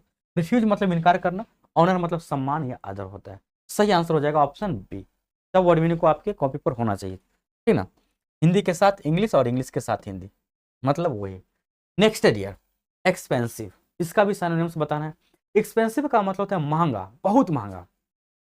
तो ये सोबर का मतलब होता है गंभीर या शांत, ये हो सकता है? बिल्कुल नहीं हो सकता है। जेंटल का मतलब सज्जन व्यक्ति होता है, जेंटलमैन सज्जन व्यक्ति, कभी नहीं हो सकता। मिल्ड का मतलब नरम या हल्का होता है, नहीं हो सकता है। डियर हो सकता है क्या? बोले कि सर डियर का मतलब तो प्रिय होता है, तो याद रहे इंग्लिश में डियर का मतलब प्रिय भी होता है और उसका दूसरा मतलब महंगा भी होता है, ठीक है। करेक्ट आंसर ऑप्शन बी हो जाएगा, ठीक है। अगला प्रश्न ये रहा आपके सामने, प्रश्न संख्या 6। प्रश्न संख्या 6 में क्या लिखा गया है? Select the most appropriate antonym of the given word. अब आपको बताना है विपरीतार्थक। डेरोगेटरी, ये डेरोगेटरी का मतलब था अपमानजनक, अनादरपूर्ण, ठीक ना। डिप्रेसिटिंग, डिप्रिसिएटिंग। अब देखिए डियर प्रश्न संख्या 6 क्या लिखा गया है? Select the most appropriate antonym of the given word, मतलब विपरीतार्थक बताना है।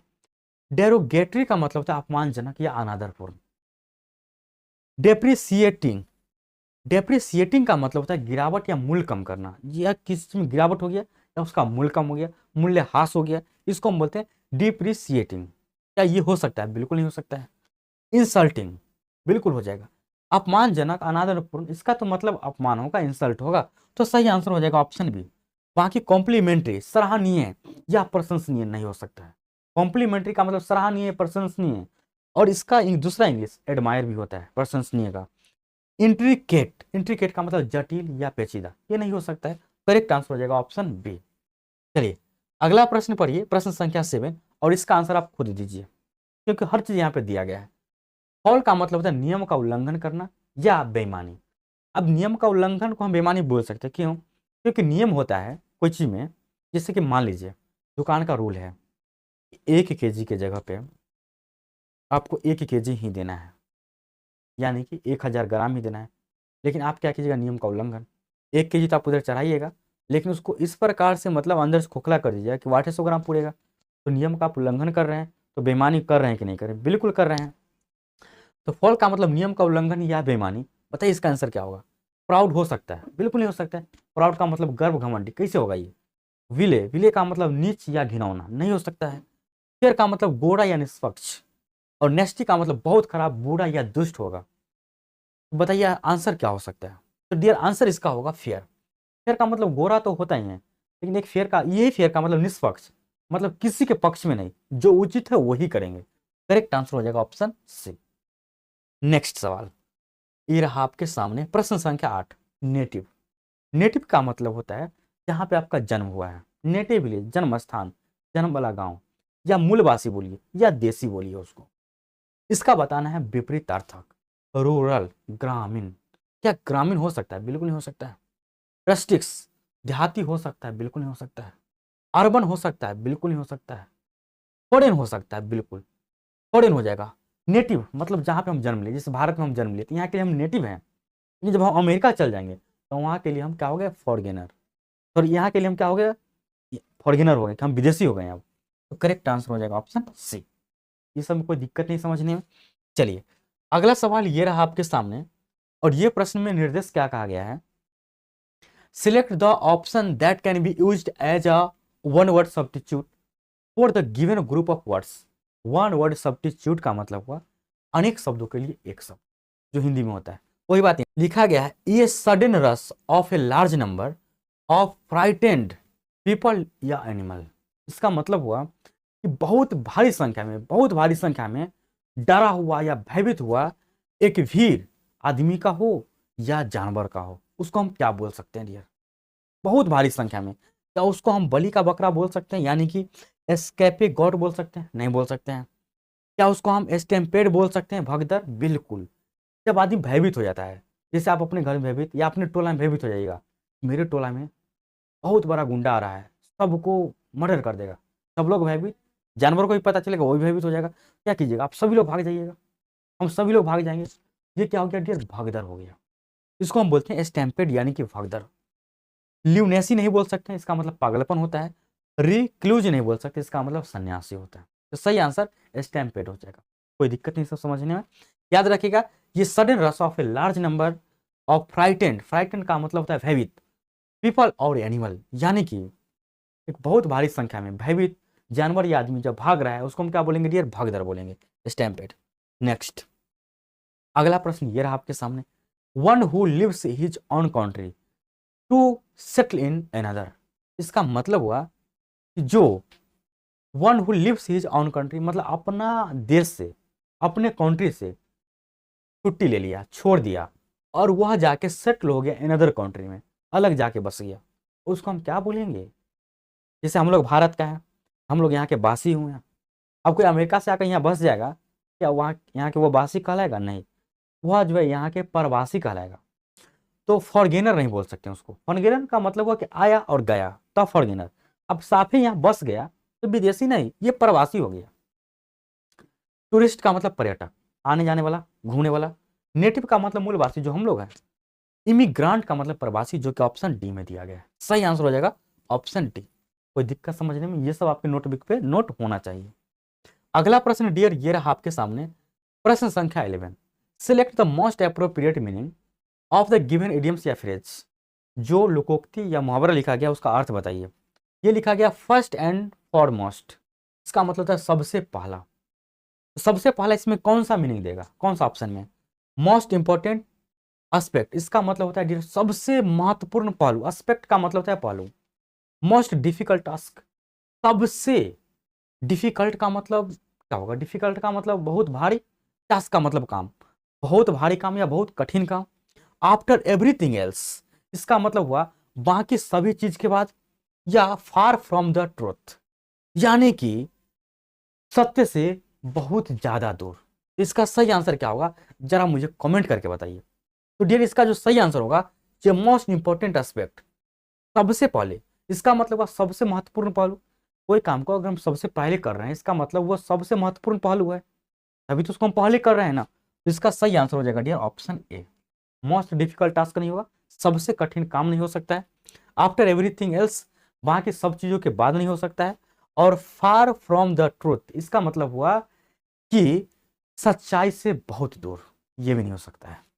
अगला प्रश्न डियर, अगला प्रश्न ये रहा आपके सामने, ये भी इडियम्स या फ्रेज ही हैं। एप्पल्स ऑफ वन आई, इसका मतलब होता है डियर आंखों का तारा, मतलब बहुत प्यारा, सबको पता है। वेरी क्लीन, बहुत साफ, गलत हो जाएगा। वेरी इजी, बहुत आसान, गलत हो जाएगा। वेरी रोजी, बहुत गुलाबी, गलत हो जाएगा। वेरी डियर, थोड़ा देर पहले पढ़े ना, डियर का मतलब प्रिय भी होता है, महंगा भी होता है। वेरी डियर मतलब बहुत प्यारा। करेक्ट आंसर ऑप्शन डी हो जाएगा। कर लेंगे सब, कोई दिक्कत नहीं, ये सब याद करने वाला बात है, याद करिएगा, ठीक है। अगला प्रश्न ये रहा आपके सामने, लिखा गया डियर कैरी ओवर ए स्पिल्ट मिल्क। ये भी इडियम सा फ्रेज है। कैरी ओवर ए स्पिल्ट मिल्क का मतलब हुआ व्यर्थ पछताना, मतलब अब पछताने से कोई फायदा नहीं है। जैसे सोचिए कि आप अभी पढ़ाई सही से नहीं कर रहे हैं और एग्जाम में खुदा ना खास आप क्लियर एग्जाम को नहीं कर पाए, तो क्या अब पछताने से कोई फायदा है? नहीं ना। इससे पहले अभी सतर्क रहिए, बढ़िया से तैयारी कीजिए। तो टू फाइंड अ सोल्यूशन, समस्या का हल करना या उसका खोज करना समस्या का। टू साउट स्लोगन, इसका मतलब होता है कि स्लोगन को चिल्ला चिल्ला करके पढ़ना या नारा लगाना। टू ब्लेम अदर्स, किसी दूसरे पर दोषी लगाना या दोष ठहराना। To regret uselessly, to regret uselessly का मतलब हुआ, रिग्रेट का मतलब था पछताना, यूजलेसली का मतलब व्यर्थ का। टू रिग्रेट यूजलेसली मतलब बिना बात के पछताना, तो व्यर्थ का पछताना। तो सही आंसर हो जाएगा डियर ऑप्शन डी। कोई दिक्कत, याद हो जाएगा ये सब।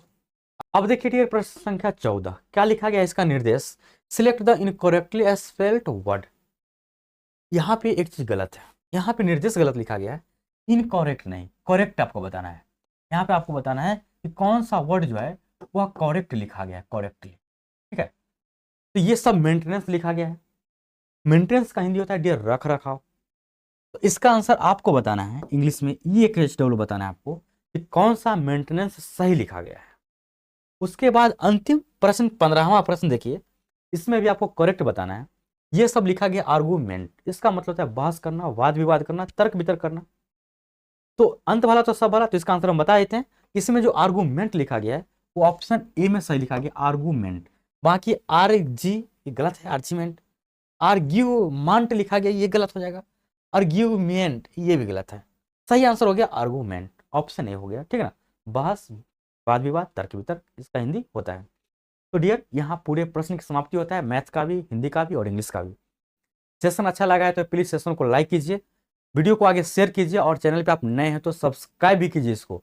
और साथ में यदि आप बहुत बढ़िया से तैयारी कर रहे हैं तो बेसिक आपका क्लियर होना चाहिए। यदि आपका बेसिक क्लियर नहीं है तो जो विजय बैच आपको बताया ना उसको ज्वाइन कीजिए और बेसिक से तैयारी स्टार्ट कीजिए। अभी भी आपके पास वक्त है इस एग्जाम को क्वालिफाई करने का। तो चलिए डियर, मिलते हैं आपसे हम नेक्स्ट क्लास में। तब तक के लिए थैंक यू, शुक्रिया, धन्यवाद।